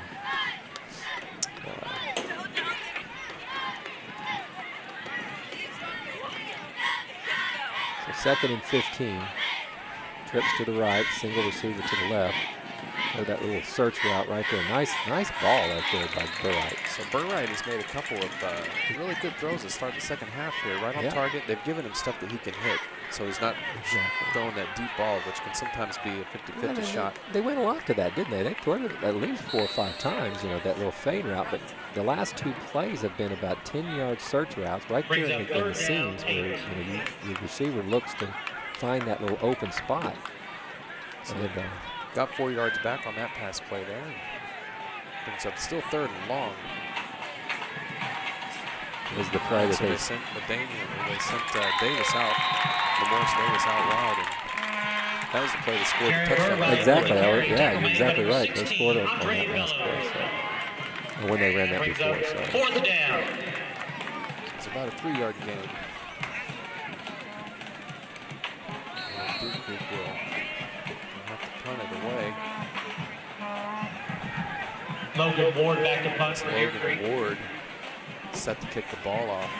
You know, another the telling stat about we were talking about stats a minute ago as they prepare to punt is that Southmoore has been penalized 7 times tonight. You know, some offsides here, a holding there, whereas Deer Creek's only had 1 penalty. 2. I think we had a holding in the first half. So. Right. And then that one just went. So yeah. Well, then the first half. Yeah, but in the first half. So. Pretty clean game for them. Very much. And, you know, we need to keep the momentum on our side. I just think it's kind of playing with fire a little bit here. That, you know, we're relying on a lot of things that Southmoore is giving us. You know, in terms of turnovers, catching them not paying attention on the onside kicks and such. And, you know, those are the kind of things that we tend to give games away. But they're a talented team, and, you know, we have to be careful that we don't let them gain momentum, because they certainly have the athleticism. They've only been able to hurt the Antlers through big plays. They've only been able to hurt through big plays. So, and being able to down the bump, get the ball down. You know. So we got him deep. Let's see if we can keep him there. Here goes Scott. Uh-oh. He just ran over our cornerback there. Big 6'2", 200 pounds running at you. So Tyler Neves had a shot at him, but didn't quite make it. We've got some unofficial statistics from my good friends Cox Cable. And, you're pretty close. Rushing yards, about 85 yards for Deer Creek, 0 for Southmoore. Passing yards, 76 yards for Southmoore and 33 yards for Deer Creek. So. Little bubble screen there to the wide out. So number 9, that's Gaines. SaberCats on the move. Scott's pass complete for number 9. Total yards in the first half for your Antlers was 118 yards. Total yards for the SaberCats was 76. I believe most of those yards came in the first quarter too, Scott. Yeah. So I mean, I think momentum has kind of slid back over to Southmoore, and they found some things in the halftime adjustments. They're hitting these little bubble slip screens and bubble screens. Number 21, Marshall Mack. Pass read options. And they've moved the ball from the 2-yard line all the way to the 7-yard line. SaberCat first down. And they've had some, and on that one, that kind of that wide pass there, they had some good blockers out there. It was quite a bubble. They're running little bubble screens, one-man screens, things like that. Just trying to put your athleticism out against, put some people down on an island. That's a nice play. Number 23. Jacob Johnson, outside linebacker, making the play there. Made by 23, Jacob Johnson. So I think these numbers are a little different. There's Penny Baker. Penny Baker is back in again. Back on.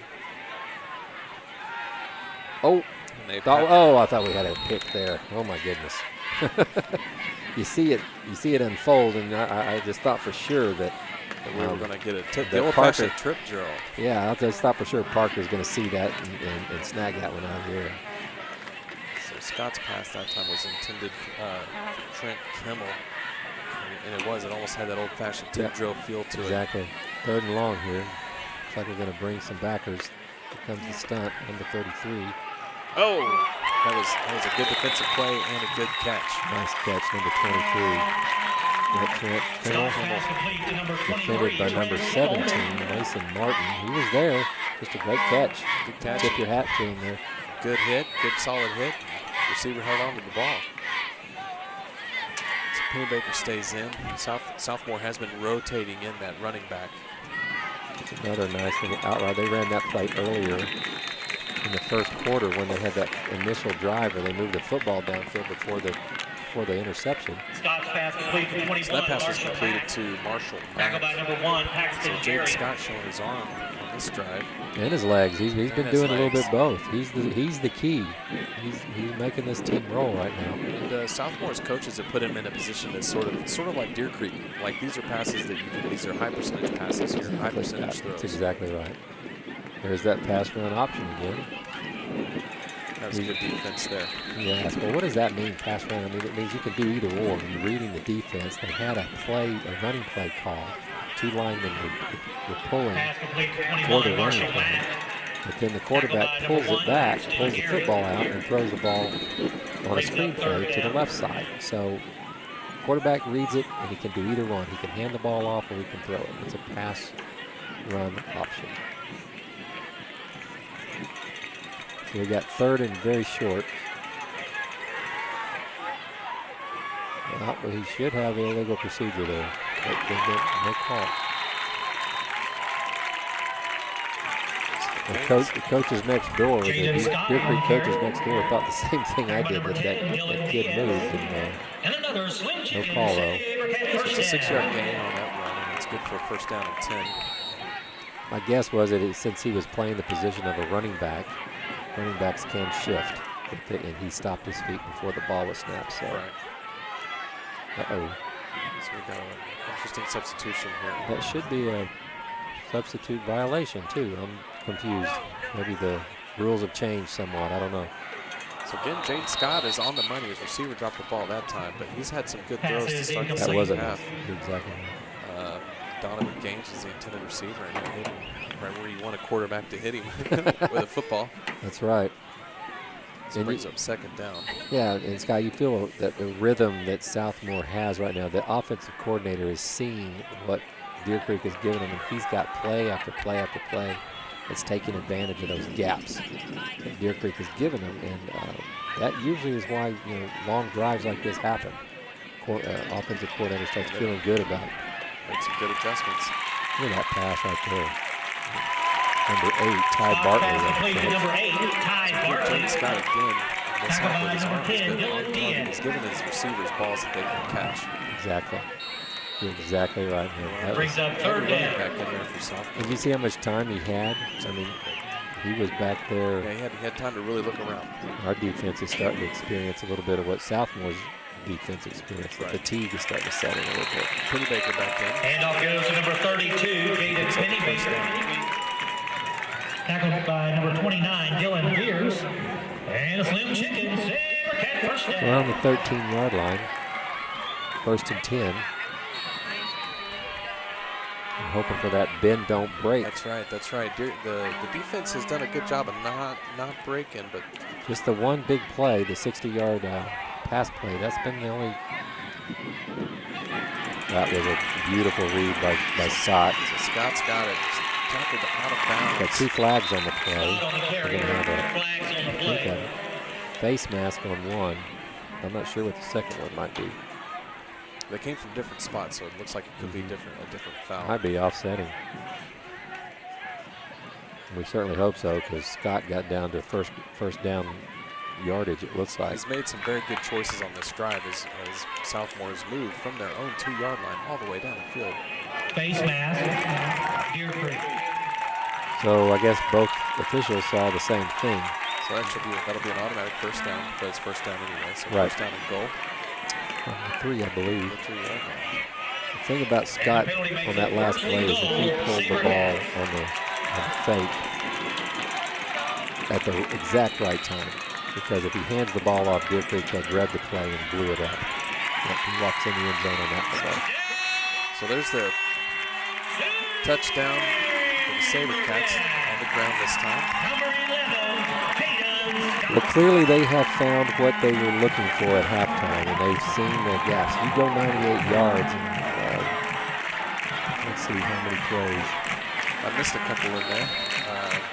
Not about double digits, at least. It's about 13 plays. 14 plays. When you go the length of the field in high school football, that's pretty good. Have a bad snap. And we pick it up. That's going to be. Okay, it's dead. I'm thinking college football. He's getting ready to get excited right with you.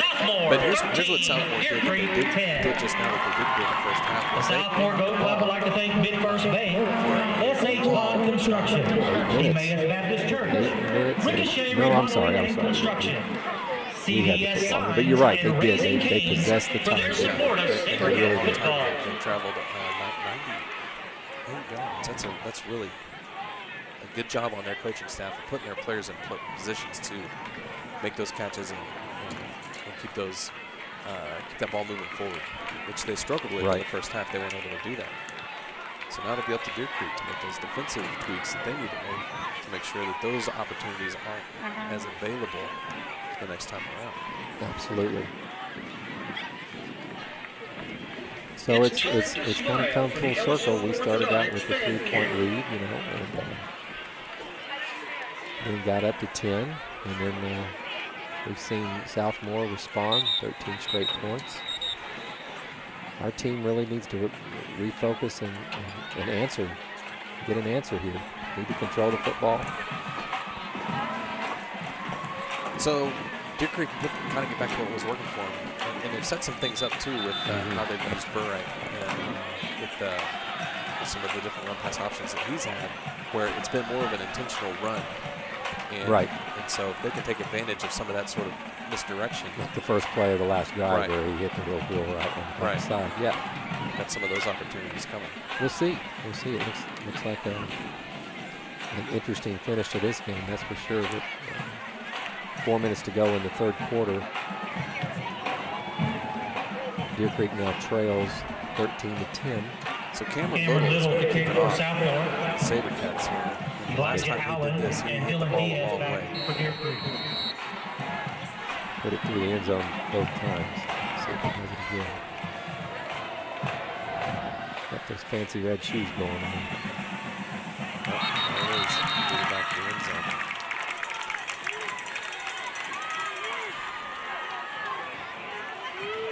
So Morris looked like he was going to try and catch that one, but he tried. The ball was coming on pretty quick.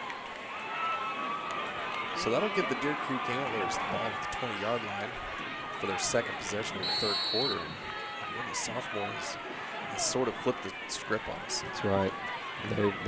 They controlled the football most of this quarter, fatigued our defense.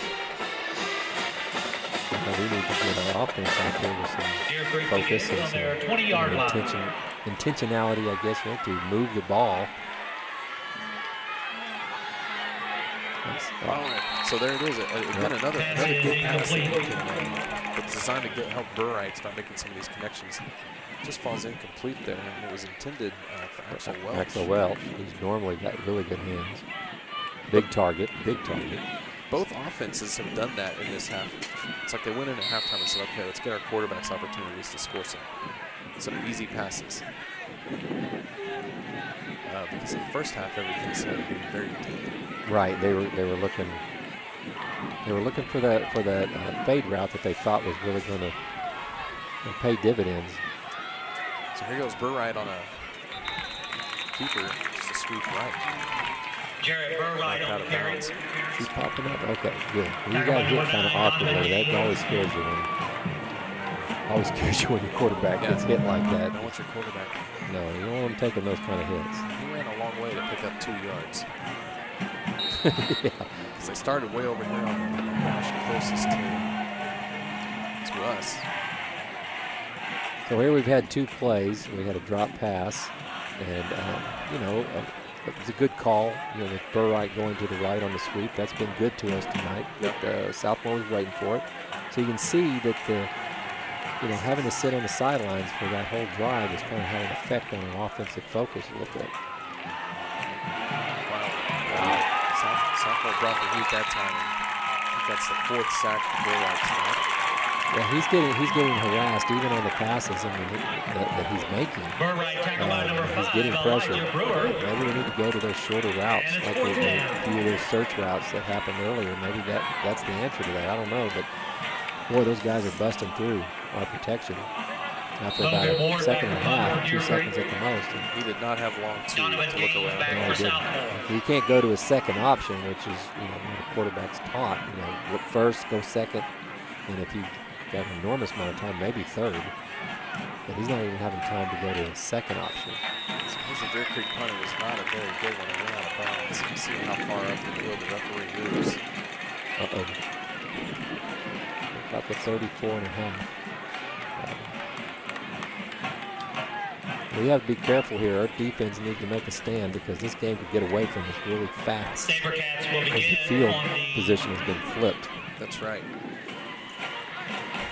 And on the Antlers' 35-yard line. First half, it's almost a game of 2. It is a game of 2 halves, right? Right. But 2 stories, yeah. 2 stories where we were able to keep the Southmoore offense in the sideline most of the first half. They've been able to do that to us by keeping our offense on the sideline and our defense on the field.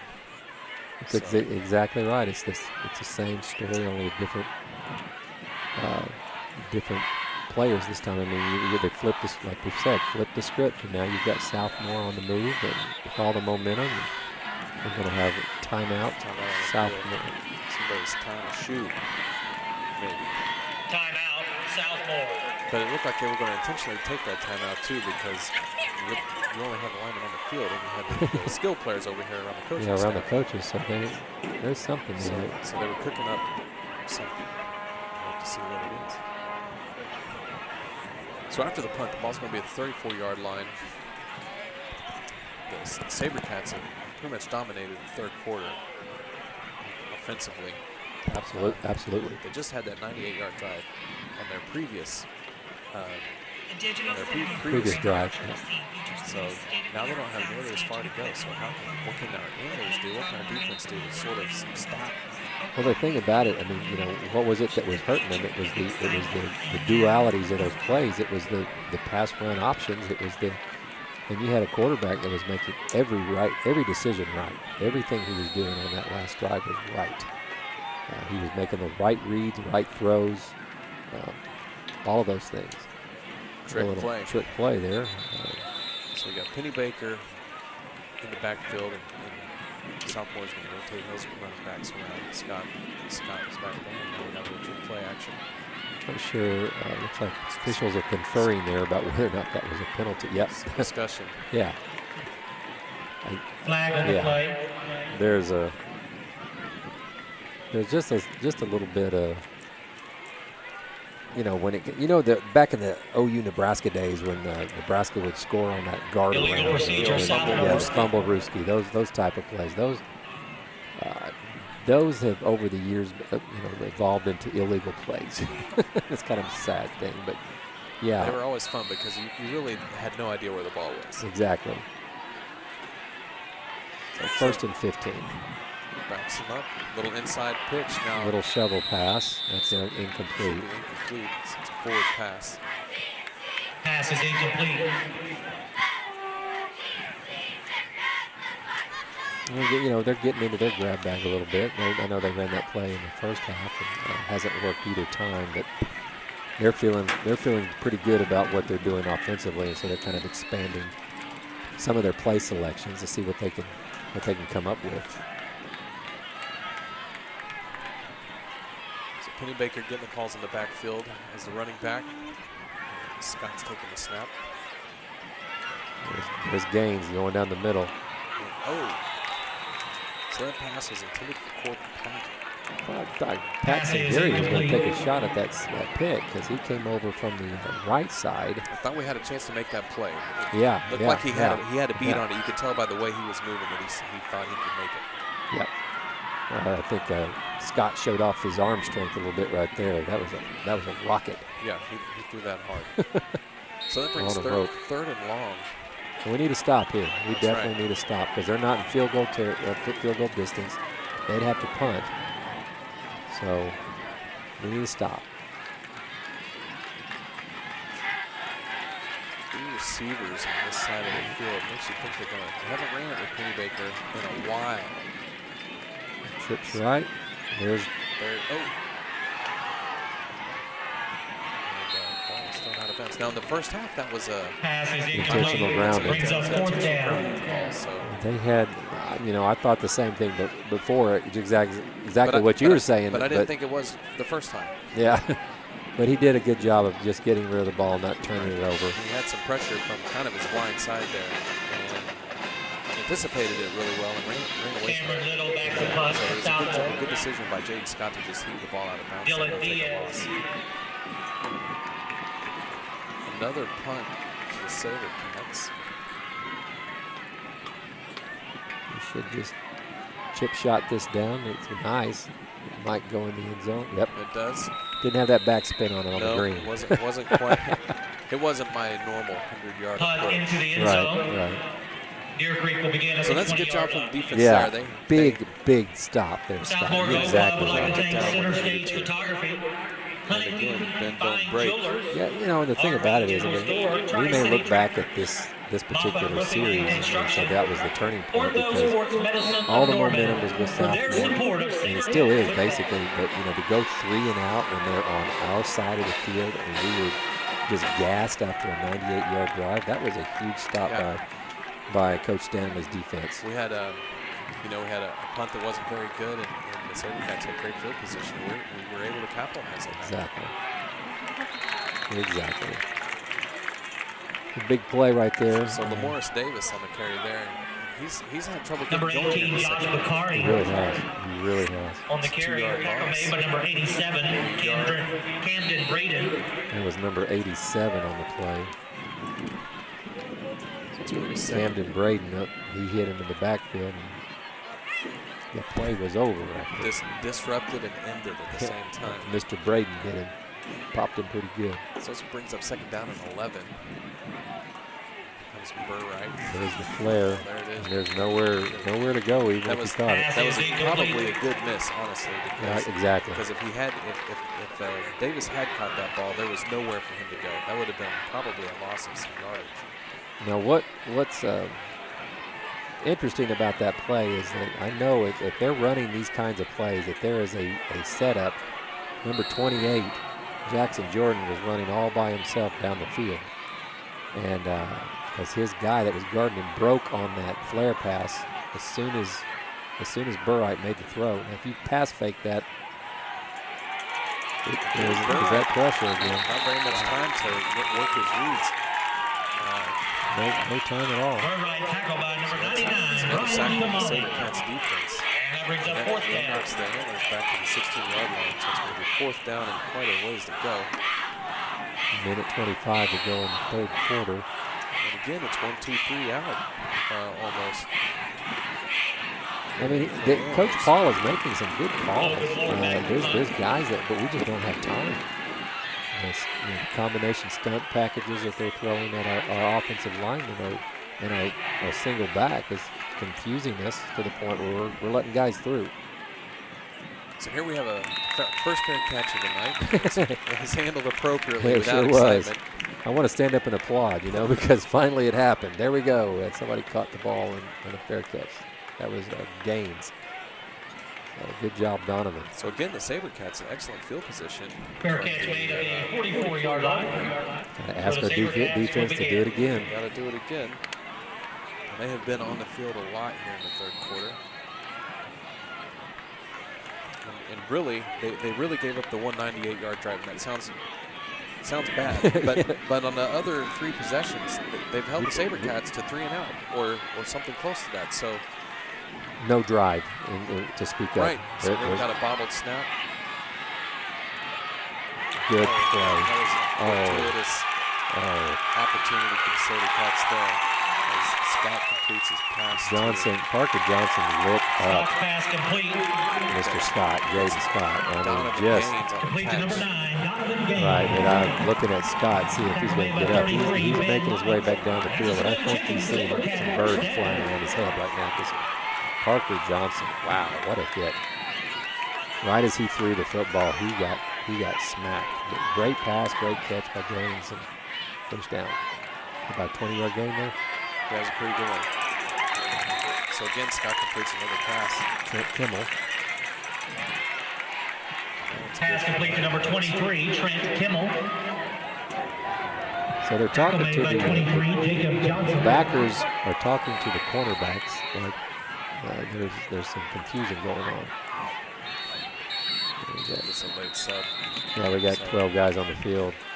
I think Coach was pulling number 17, Mason Martin, out of the game, and he's way over here on this side of the field. He had to run clear across to try to get off the field. We've seen that a couple times. Southmoore had a late substitution a couple of minutes ago, and Deer Creek also had a late substitution offensively a couple of minutes ago. So it's happening here, but you want to get your defensive call right here. So Exactly. You don't keep it to a field goal. You're still in it. You're a touchdown away from touchdown lead. Right. It's all becomes points. Managing the points. So keep the field goal here. Protecting our community. The game is football. You're exactly right. Football is so fluid. You have to make decisions. Bang, bang, bang. The defensive coordinator wanted Martin out because I think he missed a coverage. That's just speculation on my part. But they've thrown to this side, to the right side, SaberCat side, right side, 2 or 3 times now, and have made completions. And though I think they were bringing somebody in to get Martin out so they could talk to him, and he just didn't get over in time, and so they called timeout. Might be a timeout we need towards the end of the game. Right. But yeah, we may need that one later. Need a That's buddy the first to make time fun and lasting memories with? Consider adopting a pet from Right. So Martin's out. Got number 4, Angelo Clark, who has been on the ball a few times. He's got 2 fumble recoveries tonight. On the other corner, got number 1, Gary, still in the game. So Penny Baker is out, and Elijah Brewer is in the backfield. We've got movement everywhere. looks like we're going to have illegal Flags on the play. Ball starts. Southmoore. Cats. That'll take a 2nd and 1 to a 2nd and 6. That's better, right? That's more manageable for our defense.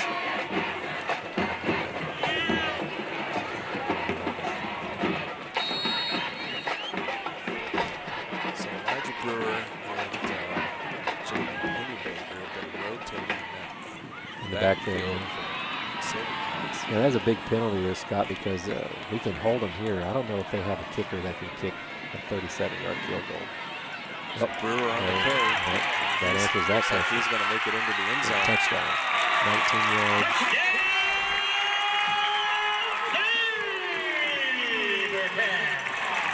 He just that looked pretty easy there. Nice draw play, sprint draw, where he was able to get a cutback angle, and there was nobody on the right side. They were chasing receivers. That's the problem with going man-to-man. You can clear out on the entire side. On for the extra point. He basically just tried it in the end zone, didn't he? Good. So here comes the extra point. Looks like it's good. Got that one. Extra point is good. So there it is with 11 seconds left in the third quarter. Here bring 10. The SaberCats have extended their lead over the Duke Gamblers. 2 points, only to 10. Oklahoma is hot in December and cold in the winter, but you can be comfortable in No, it's not, isn't it? It's 12 minutes to go, and we've got the firepower, we've got the time to do it. It's just a matter of capitalizing and execution. When they make a mistake, we got to make them pay for it. Whether it's a defensive mistake or like the fumble on the quarterback on the snap on the start of that last possession. Right, which threw off his timing, but it led to a big play for them. Yeah, in the first half we were capitalizing on those mistakes. We were getting, pretty much an advantage on every one of those. But that's not happening here in this. So we need to kind of create our own momentum here by having maybe a big play or a sustained drive, get a couple of first downs, move the chains, and then start feeling good about what you're doing on offense again.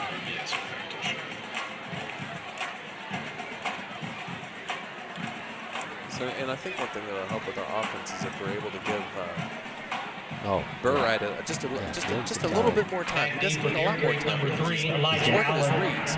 He's putting the ball on the money. The second half. Just give him just a little bit more. Just a little bit. Just a little bit. You're exactly right. That's all we need. Give him a chance to find that second receiver, and we might get that big play. Right now, there's a lot of jumping around, enthusiasm on the SaberCat side. Yeah, momentum, it sure can be a fickle friend. And right now, SaberCats have it. So here comes Cameron Little's kickoff. He's been pretty consistent. This one goes into the end zone again. Kick into the end zone. Deer Creek will begin at the 20-yard line. So that was Elijah Allen that fielded it. It looked like he was ready to take off. But, yeah. In high school, once that ball breaks the plane, yes, it's an automatic death. And I wish they'd do that. They're so concerned in the NFL, about. There was even talk some this year about possibly getting rid of the kickoff. And college has made a rule change this year too, as a kickoff, I think, because it's a pretty violent play. It is. It's all, but. This is a smart one. What the high school does, it's dead. When it goes in the end zone, it's dead. There we go. That's what we needed right there. Attaboy, Lamorris. Great. So, handoff goes to number 2, Lamorris Davis. Big game carry right there. About 17, 18 yards right there. Huge. That was what we needed right there. Now let's ride that. Get some points, boys. Great call. Great blocking up front. Huge hole. Drove a truck through that thing. I happened to be looking through I was looking through my field glasses here, and there was really nobody around him.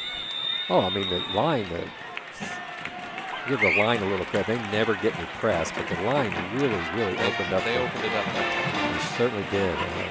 So that takes us to the end of the third quarter, which is pretty much one-way traffic for the SaberCats. It's the end of the third quarter. Southmoore 20, Deer Creek 10. Southmoore Go Club would like to recognize Slim Chickens and More as tonight's game sponsor of the week and thank them for their generous support of SaberCat football for the 2018 season. You can visit their location at 100 This is a big Southwest series, 19th Street in no Moore. question about it. I mean, if they don't score in the series, it's like you said a minute ago, it's still not over. But what it would do for us to move the ball down the field and score, whether it be 3 or 7, just need some points. Just need some points, but because either way we score, if we score a field goal or if we score a touchdown, we are one possession away from either tying or taking the lead. And that's what we got to focus on. There are 2 big possessions left in this game for us, and then we got to score on both of them. And we got to communicate. I'm sure the coaching staff is working on this, but communicating to your to your players, look, just play your assignment. There's no need to be a superstar. Right. Just do what you're supposed to do it when you're supposed to do it, Yeah. and you'll be fine. It's like in basketball, you get down 7 or 8 points and kids start throwing up 3. Right. Well, there's no 7-point play out there. The 2-point will get you, closer than take the 2. Rather than just shooting threes just to be shooting threes to try to cut the lead. There's a method that you have in the process, and right now we have to take advantage of that momentum we just got by that big run and see if we can't carry that into some points. Maybe if we can get a couple runs like that, that'll help our offensive line give Burright a little bit more time for him to find those receivers. You're right, and we got to stay away from those long down and distance situations. Southmoore's been dialing up their stunts and hitting Burright before he even gets a chance to throw it. Exactly right. So here it comes again. Burright again, a money throw. He's on it. Sure is. 5-yard gain. Nice, nicely done. Good call. Pass complete to number 1. Paul's dialing it up now. Tackle made by 70, DJ Ware, and 99, Brian Shamali. So we're up to the 43-yard line. 2nd down, 5 yards to go. Again, we can just get the ball up the field and get the points here of some sort. Just make good plays. And that Southmoore has put everybody up within 5 or 6 yards of the line of scrimmage. So if we break through, we get that. And Diaz lined up in the quarterback position that time. Dylan Diaz. That was what I was just getting ready to say. If we can break through that first level, we will get another big play, and that's exactly what happened. Southmoore creeped everybody up within 5 yards of the line of scrimmage. So it was a good call from the coaching staff on that play. Boom. Good job, boys, moving the football. 11 minutes to go in the game. 1st and 10. Back to our normal backfield look here.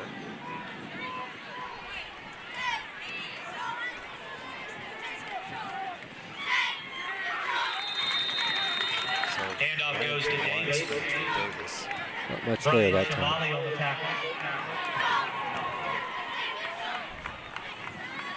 Going right into Mr. Callens, I believe. He has been a rock. When you have to pay so much attention to one player, it can take away the opportunities for your offensive linemen to block their assignment. That's right. And so that's probably part of the reason why it's been difficult for Bright to be able to have the time he needs. But here we go with Diaz again in the backfield. Tried the same play. He's get a little bit of a lean. It's almost like that old bulldozer formation that the Oklahoma Sooners ran, or the Belldozer. Okay, we're having a little incident down there on the SaberCat sideline. One of the coaches got in the official's face and got a penalty, and that's not good. The head coach is all over the other assistant coach. He's really good as assistant coach. They work for us. Well, they should have a 5-yard penalty. Well, is it a warning on the first one? It must have been. He must have done that. So it's 3rd down, 5 yards to go here for the Antlers. Well, 3rd down and 7 probably from the 35-yard line. Burright in the backfield. Morris Davis back there. Nice. See, that's the play right there. That's what we got to do. Big Axel out there. He's a big target. You just run him on a 7-yard hitch and hit him right between the 1 and the 2. And bingo, 1st down. Great play. Good call. And again, Burright right on the money. They give it a good looks for his receivers. They've got the right route style in this half. And neither quarterback has thrown a deep ball this half. No, they've gone back to the real conservative 5 to 10 yard. High success passes. Yeah, high percentage passes. We've been calling that all night. So let's keep the momentum going here.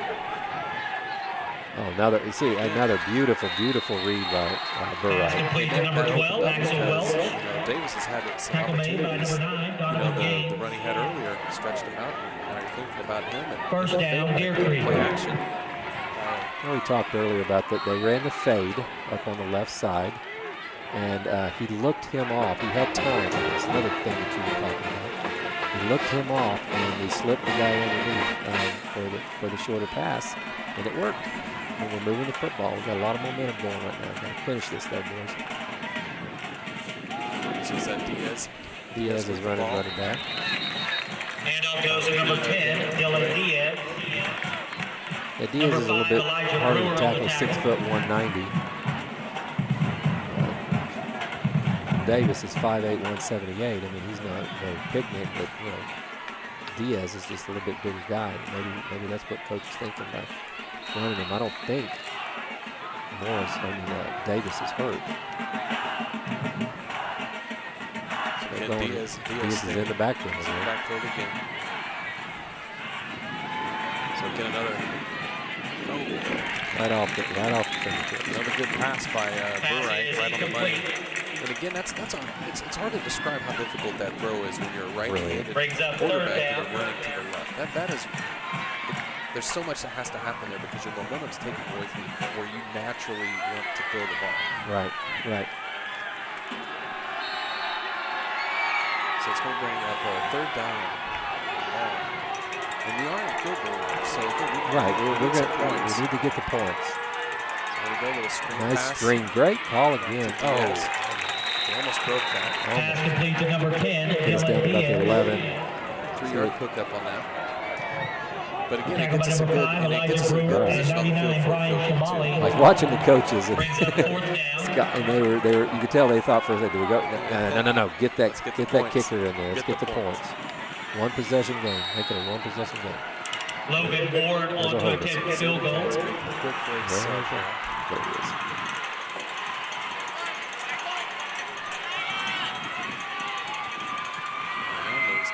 Paxton Gary to hold. Logan Ward. Putting his foot into it. Get it in there. Looks good from over here. And the referees say, message just missed to the left. That hurts. So that's a start. Put yourself in position to get your points. Special teams that work so well for us. Also, a special thanks to Slim Chickens for providing the varsity team meal this week and hosting this week's coaches show at their location. From some turnovers and things like that today that the SaberCats. Are you a working adult looking to finish your degree or earn a master's degree? Then Mid-America Christian University is the school for you. Earn your degree in less than 2 years from a university that is flexible and works around your schedule. Visit macu.edu for more details. That one looks a little bit high. Pass is incomplete. So that pass was intended for I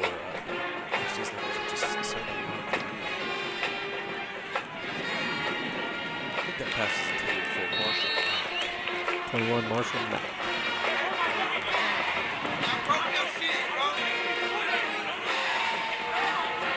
So let's see if we can. It's a 2nd down and 10 from the 20-yard line. Backfield. Oh. Play action to Kenny Baker. Scott's pass complete to number 9, Donovan Gaines. Parker kind of went, he almost got called for a late hit. He hit him late. I mean, not late, but he hit him. Scott. And and Scott was looking at the official like, why isn't that a penalty? But by Parker, get that. Mercy. Close. Pass is incomplete, brings up 4th down. Scott's pass again is on the money, but the Deer Creek defense there was in the way. Yeah. So that was number 17, Mason Martin, almost made the big pick there. He did, and there was nobody was going to stop him. There was nobody on that side of the field. We got him stopped. We're going to get the ball. That's a great time to have a 3 and out. Let me tell you. Yeah, that was huge for our defense. That was probably a pretty big defensive stance. So we put 2 of them back to back here. See if we can take advantage. Exactly. We almost did last time. Controlled the football. Missed the field goal. But see if we can't get the ball. Diaz is back. Another good punt from the SaberCats. And Diaz That's ahead. He fields that's it. Paxton Geary, I believe, That number 1. Paxton? Number 1. Oh, Yeah. Diaz had one for you. So Right. You got one on that one. So there's Paxton. They both Geary. have 1s in it. Yeah. I saw I can a have your 1. attention, You please. saw a We've got 1 a wallet and, hey, turned in. it's Amanda always been Crawford, 10 please up go to to this the point. visitor So concession Only Mr. stand. Diaz, because he's the Amanda one on Crawford, this please field. go to the visitor he's the concession all-purpose guy. stand. He's the Thank guy you. last year that had 712 all-purpose yards. So he may have been getting a breather after running some running back there. All right, here we go. So this is a pretty important drive for the Antlers. There's about 7 minutes, 17 seconds left in the fourth quarter. They've got it. I think they've got to get some points here. Yeah, this is pretty much, with 2 possessions, 7 minutes. We need some points here. We don't need to be grinding it out. It'd be great to have a big play. So we've got LaMorris Davis in the backfield. Bright. Tipped ball. Tipped ball from the line there. Pass is Right again, looking for, is that Welch? Yeah, Axel was out open a little bit, but it got tipped at the line of scrimmage. And 2nd down. Another good call by Coach Paul. They've got their opportunities here, so we got to take advantage of these.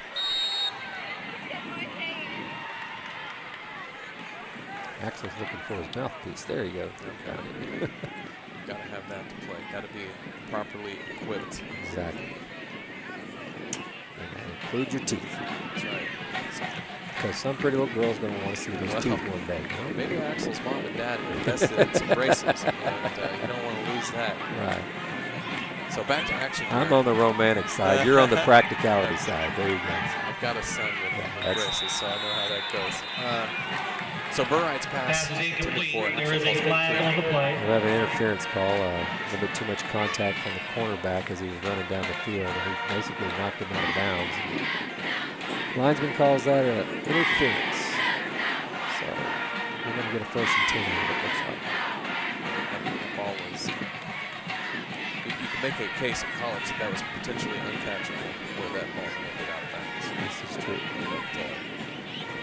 But, high school for us is playing high school ball. Yeah, and officials use their judgment sometimes. I mean, if that ball was just ridiculously too far, I mean, they may not put it back in their pocket. But penalty resulted a Deer Green first down, ball now in Sabercat territory. He didn't have a chance to go get the football. So good call by the official. And another penalty against the Sabercats. They've had their share of those recently.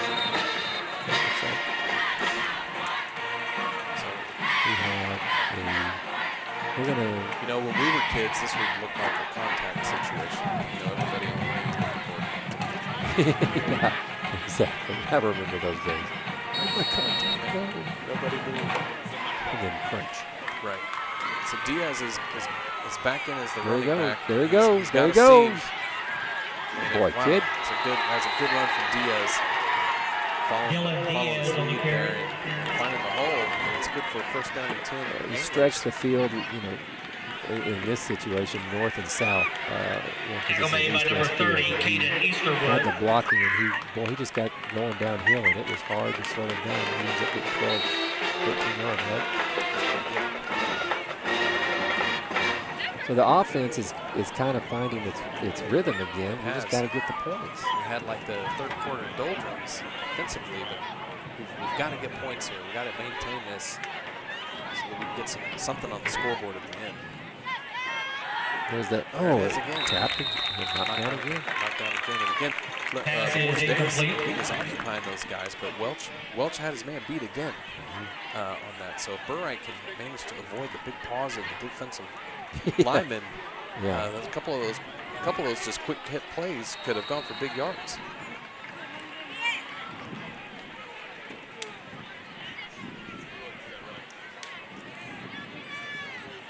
So Davis is in the backfield with Burright. Two receivers. Here comes the stunt. Another. That was wow. That was Burright's probably his first bad pass in the second Maybe. half. Possibly. You're exactly right. There's a lot of jaw jacking going on down there. A lot of talking. Officials haven't really done anything, penalty-wise with that. But you got to be careful here not to say something to get you a penalty on both sides. They're both doing it. So that was a good call as a screen play. Penalty is holding on We have a Deer penalty. We do have a penalty. Well, the flag had fallen right on the 45-yard line, so it's hard to see. Wow, that was a huge penalty. That one hurts because that moves the ball back to the 44-yard line. It had to be holding because it was a spot foul, so they moved it back right about where a hold would have taken place. Wow. So the Antlers really haven't shot themselves in the foot too much with penalties tonight, but that one could hurt. It's Burright with a big heave. Oh, almost. Man. Paxton Gary almost made a great catch. Had a step on the defender, had his hands on the ball. I didn't think Burright got it to him, but he hung it up there just enough to give. Brings up third down. Paxton had that inside, like I was talking, when Southmoore made their 60-yard, he had that inside leverage, and Paxton had that inside leverage on his man. The ball just was a little bit too far out in front.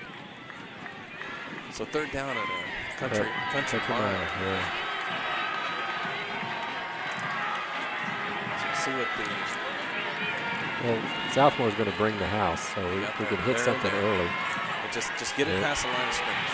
Just get a guy. So Pass is incomplete. And it'll bring up fourth down. Receiver down the field, Nathan Vaughn. And another point to be made here is that, Coach Paul is pulling every lever he knows.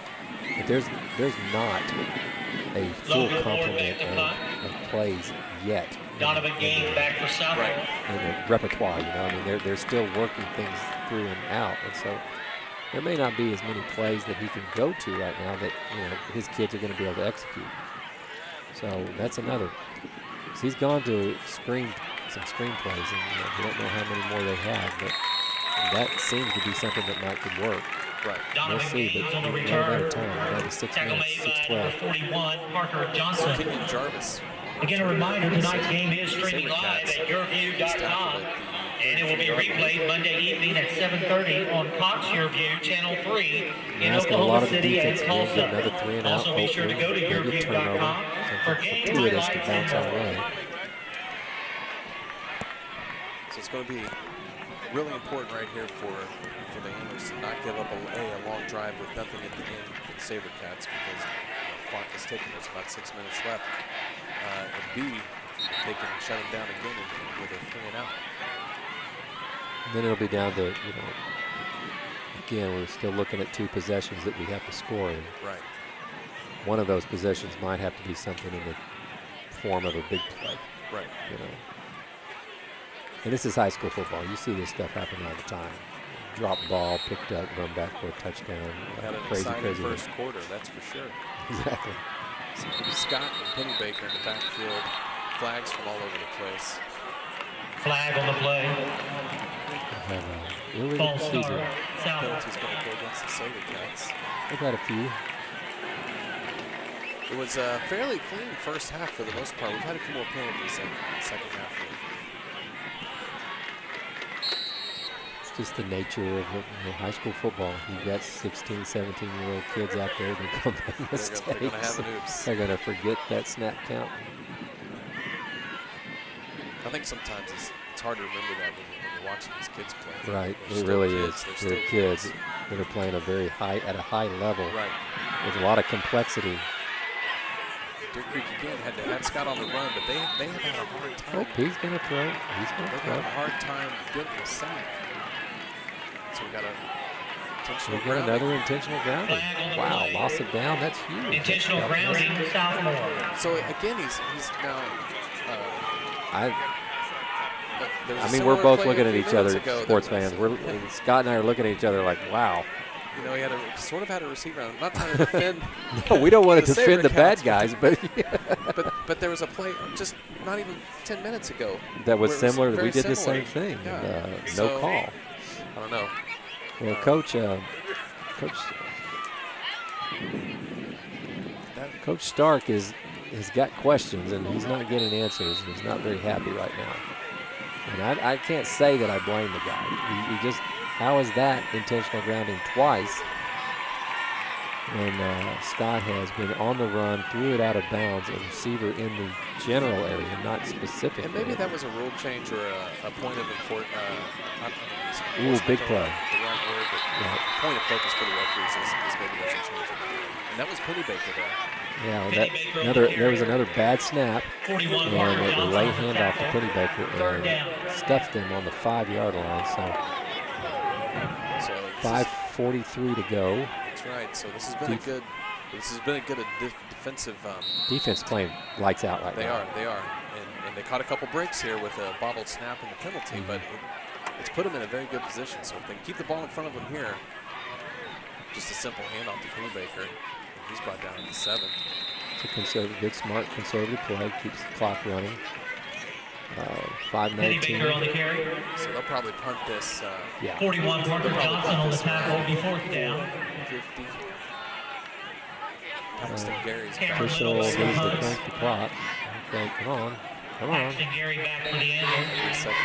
Yeah, I'm just trying to figure out why they had the ball spotted and both teams on the field. Why not crank the clock? So they're going to get an extra 10 seconds out of that, I think. This should be around the 40, the mid-30s. Mid-30s. So here comes the punt. Paxton Gary's going to field it ball. at the 40. And he's got a flag in there. And this is going to come back. That's unfortunate. And you know what? There is a flag on the play. Wow. I'm not going to say anything. So good work by Paxton Gary on the return. That was exactly the kind of play that the Hammers needed. And we can hope that maybe this is going to be a penalty against the SaberCats. But it's generally not. Block in the back. And it was extremely close. I saw the whole thing, and it wasn't. And the thing about it is the kid's running 100 miles an hour away from the play.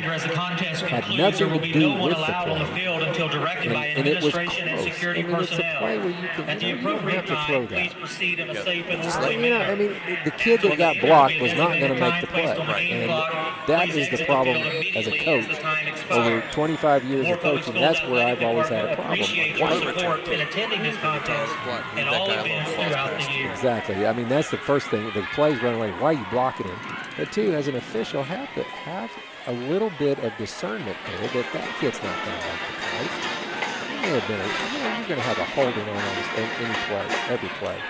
You don't call it every play because there's a lot of reasons why you don't. So that was huge. Smothered. And he lost the football on the way down. Like he had a fumble. So it depends on if the referee will whistle. Called him down. It looks like he's going to call him down. So again, I mean that's an unfortunate situation. We had the touchdown and mercy. That's all I can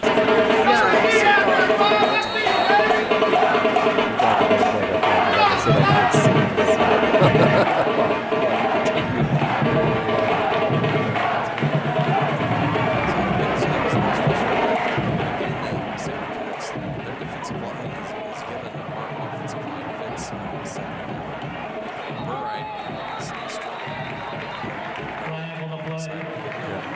Well, and they're basically the front five of the SaberCats, the 3 linebackers and the 3 down linemen, or 6 or 7 even.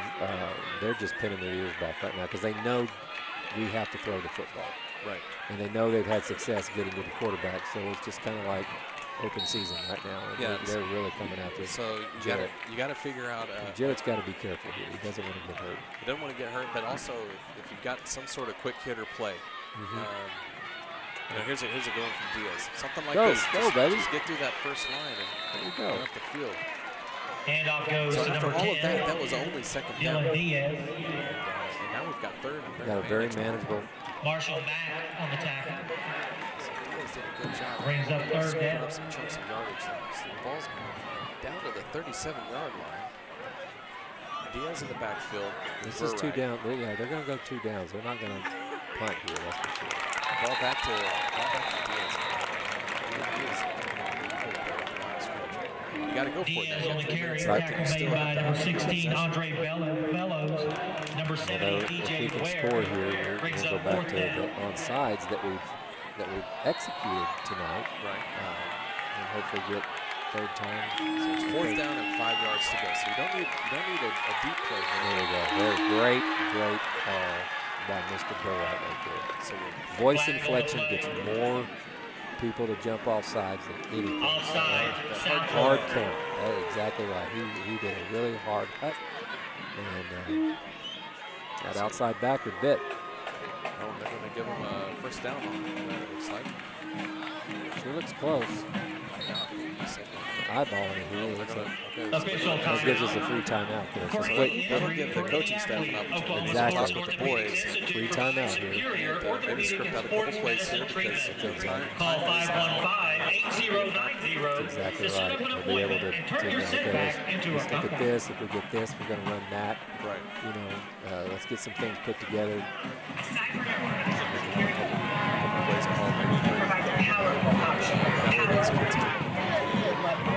One play into go right to the next one. 2-minute offense is what we used to call it. Now it's just regular regular offense. offense now. So I'm looking, and it's by the halfway length of the football. We got a first down, Antlers. Protecting our community, everyone's responsible. Crime Stoppers is here for all. You can safely and in one count report any suspicious activity by calling 405. We're guaranteed at least 4 more plays. 4 more plays, go 33 yards. I think that's what Coach Paul's thinking. How do we get there? And you know, you don't have to get all 33 at once. It'd be great if you could, but Diaz in the backfield again. I wonder if maybe he's a better receiver than. This is brilliant right here. This is done it again. Flag on the play. And you know, I said a minute ago that Southmore's got their ears pinned back. Well, now we're countering that with the hard count. And they're jumping and they're getting 3 yards with no clock rolling. So we've picked up 10 yards. We picked up 10 yards without the time moving at all. Yeah, that's a beautiful thing. Yeah, that's great. It's kind of like shooting free throws. You're making points with the clock not running. That's a good deal to get you back in. And it's good that the offense isn't jumping either. Like they're staying in their stance and not. Yeah, they're holding. Diaz on the carry. So Diaz on the carry there. He's going to lose a yard on the play. Tackle by number 19, Parker Millette, and number 5, Elijah Brewer. 2:15 left in the fourth quarter. Deer Creek needs 2 scores here. No snap. And again, Burright's on the scramble. Almost intended. 87. Pass intended for DJ Greenfield. No, 87. Yeah, that's Randy Childers. Randy Childers, yeah. He was well covered there. I tell you what, Jarrett Burright's playing a nice game today. He's been harassed and chased and hit, having to carry a lot of the offensive load with his own legs. And he made a nice pass right there. He's made good decisions the whole way through. He hasn't really thrown a ball that's. So pass intended for step on him, didn't he? Brings up fourth down. That's the first sort of deep ball that we've seen from Burright here this half. And he was just over the outstretched arms of Paxton. Boy, that's just huge. The opportunities. I mean, the punt return. Boy, just a couple of feet long on that pass. So they tried a hard count again. Burright did just now. You can tell by his hand motion. Sabercats didn't bite. The coaching staff is going to take a timeout. So a minute 57 left here in the fourth quarter.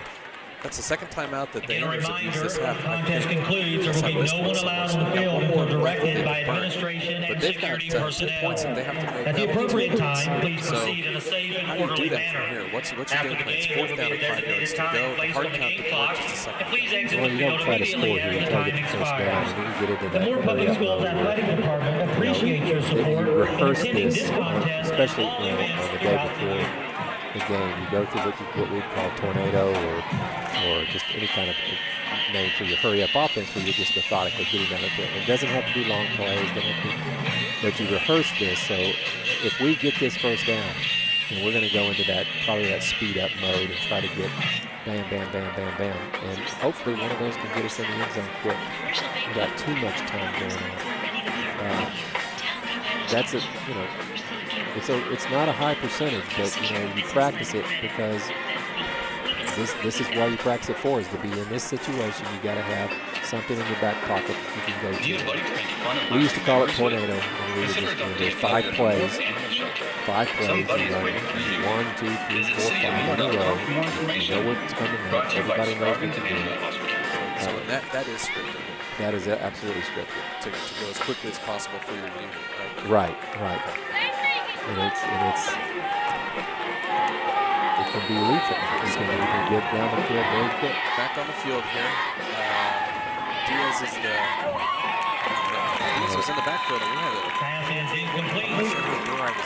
We were looking for that, what we call a corner route. We had 2 other flooded to the flats. Ball falls incomplete. He's had a great game, but turnover now. It's a great game. Nice kid. He really has played well. Probably should have thrown it to Diaz or maybe the other guy that was releasing in the flat. But, again, we're not dealing with professionals. We're dealing with kids that are looking at, he's been hit all night. He sees that first option and he's going to throw it to him. Right. And I don't blame him. Not a bit. So we'll see what happens here. I'd imagine that SaberCats are going to try and keep the ball on the ground. Yeah, we got 1 timeout. Jaden Scott's been pretty good with his own feet tonight. This will be just hit the ground and then just let it roll. Scott on the quarterback keeper there. He's up to We're going to burn our last timeout. 33-yard line. No, not yet. 32-yard line. Clock continues to run. Got a minute 30. So we can stop him short here. We'll call that timeout, and then. So they don't have to snap this until minute 10. Right. And they'll probably eat up as much of that play clock as they can. That's the idea. That's exactly right. Yeah. You're getting that heavy set. And just keep him in front of you. Bring him down. Tackling. There we go. And now we'll call timeout. Jaden Scott on the carry. It'll be about 4 yards to go for the first. That is Deer Creek's final timeout of the night. So that's our final timeout. Right now you're looking for the unusual to happen. Right, some sort of college can be kind of out of your hands, really, to be honest with you. Mid-America Christian University offers college classes for high school juniors and seniors. One extra play just can make a difference. $175 Calling per that class. timeout to buy you Save that money and help your students get a head start on so they college can't go to the at victory Mercu. formation yet. Visit I mean, I guess they could. But well, I mean, there's 25 seconds. That's 50 seconds of dead time that they can burn. No, I'm sorry. They'll snap this, and if we stop them, there'll be somewhere around 55 seconds, 50 seconds left. Well, then 25 of that's going to be burn time. They can run that all the way down, and they call their final timeout. And then there'll be, less than 30 seconds left in the game. So it's not looking good, but crazier things have happened in high school football. That's right. That's why you play the game. That's why you play it out.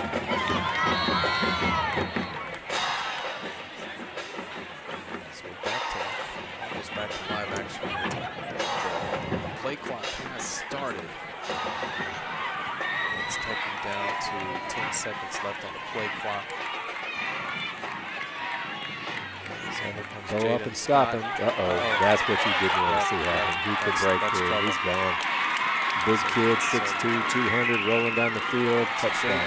Jaden Scott scores a 64-yard late touchdown. Wow. That'll do it. Jaden Scott. Why not run that all the game? I mean, he's got that Cam Newton build. He does have a Cam Newton build. He's a big quarterback, and they're in that heavy set where they've got big guys up there blocking in front of him. Ryan Herta on And we had everybody up on the line of scrimmage, and that was where we had a couple of really effective plays for us running the ball too. Is when Southmoore had everybody up, and we would get past that first. You're right. Boy, I was scared that if he broke through, it would be tough. So the extra point is good, and with 54 seconds left in the fourth quarter, Southmoore SaberCats take the lead. Extra point is good. 27-10. SaberCats lead. There's a lot of positives, though, I think that Deer Creek can bring out of this game. No question. I mean, they were very opportunistic. Special team was looking good. Minus the missed field goal. I mean, I don't think there's been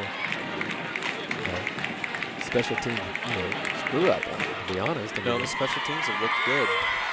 Defense has played really well at times. I mean, yeah, they've had 2 big plays, a 60-yard touchdown and a 64-yard run. Right. Outside of that, I thought, and then they had the 98-yard drive. Where, but even on that drive, they had to dip and dunk and work for. They had to work for it. They had to work for it, and you tip your hat to Southmoore because they executed. But they overcame several turnovers too. So and I think that may be something to reflect on for the Antlers is they didn't quite take as good of an advantage of the turnovers that they had in the first half. Exactly. When they had those turnovers and those recovered onside, we got 3 points out of it one time, and later off the fumble, I think it was the fumble, we got the 7. But I mean, the offense has had its moments where it's looked pretty good, and then it's had its moments where it just didn't have any kind of rhythm. And I know Coach Paul will get to the bottom of that. He will work these guys and get them ready to go for next week. I think it's also safe to say that there were no huge issues tonight. I agree with you 100%. The play of the players, it's a lot of, from this, there's fine-tuning that this coaching staff can take back to their kids and say, hey, let's do this a little bit better. If we can do this a little bit better, do this a little bit better. I would say, you're exactly right, Scott. I would say this, the one thing I think they'll go back and look on is line protection and picking up stunts. Right. Off to protect the quarterback, because Jarrett's been hit pretty hard tonight. He's been sacked at least, 5? Yeah, 5 times, I think. Okay. So he's been on like a hot plate back there. But yeah, those things away from Southmoore, defensive line, they game planned very well for that. Absolutely. But defensively, we made very good tackles, and if you, I know it's a game of inches or whatever, but if you kind of take away some of those big plays, we're right in the thick of things, and the offense, like Burright, the second half, he's been making throws. Like he's been getting the ball to his receivers in places where they can catch him. I agree. So here comes Lamorris Davis. He's back in the game. He gets the carry.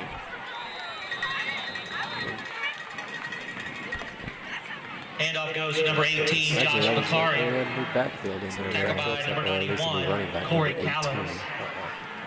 I'm going to make somebody's mom mad. That was Josh Bakari. So Josh Bakari on the field gets his first run of the game. He stays in. Running it down to, they're just letting him run the Comes ball. Bakari again. And stays in bounds, gets to the 35. Goes to 18, stop, Bakari. first down. 13 seconds that's left. a good run for him. So we'll gear up and go ahead and get next week. So next week we are at Norman, September 7th. At Norman High. Tigers.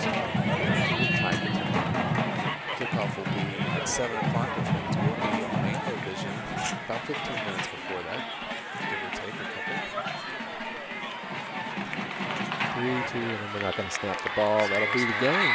So that's the end of game 1 of the 2018 football season. And it's going on the short side tonight.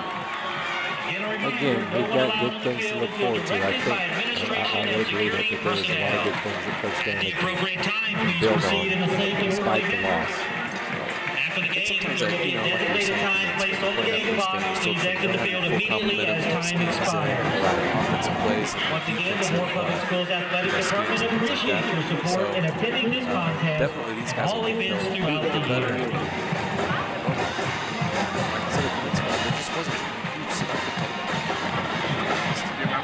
Nope, and we'll see what adjustments are made next week. So be back with us next week. Antler Vision at Norman High School against the Norman Tigers.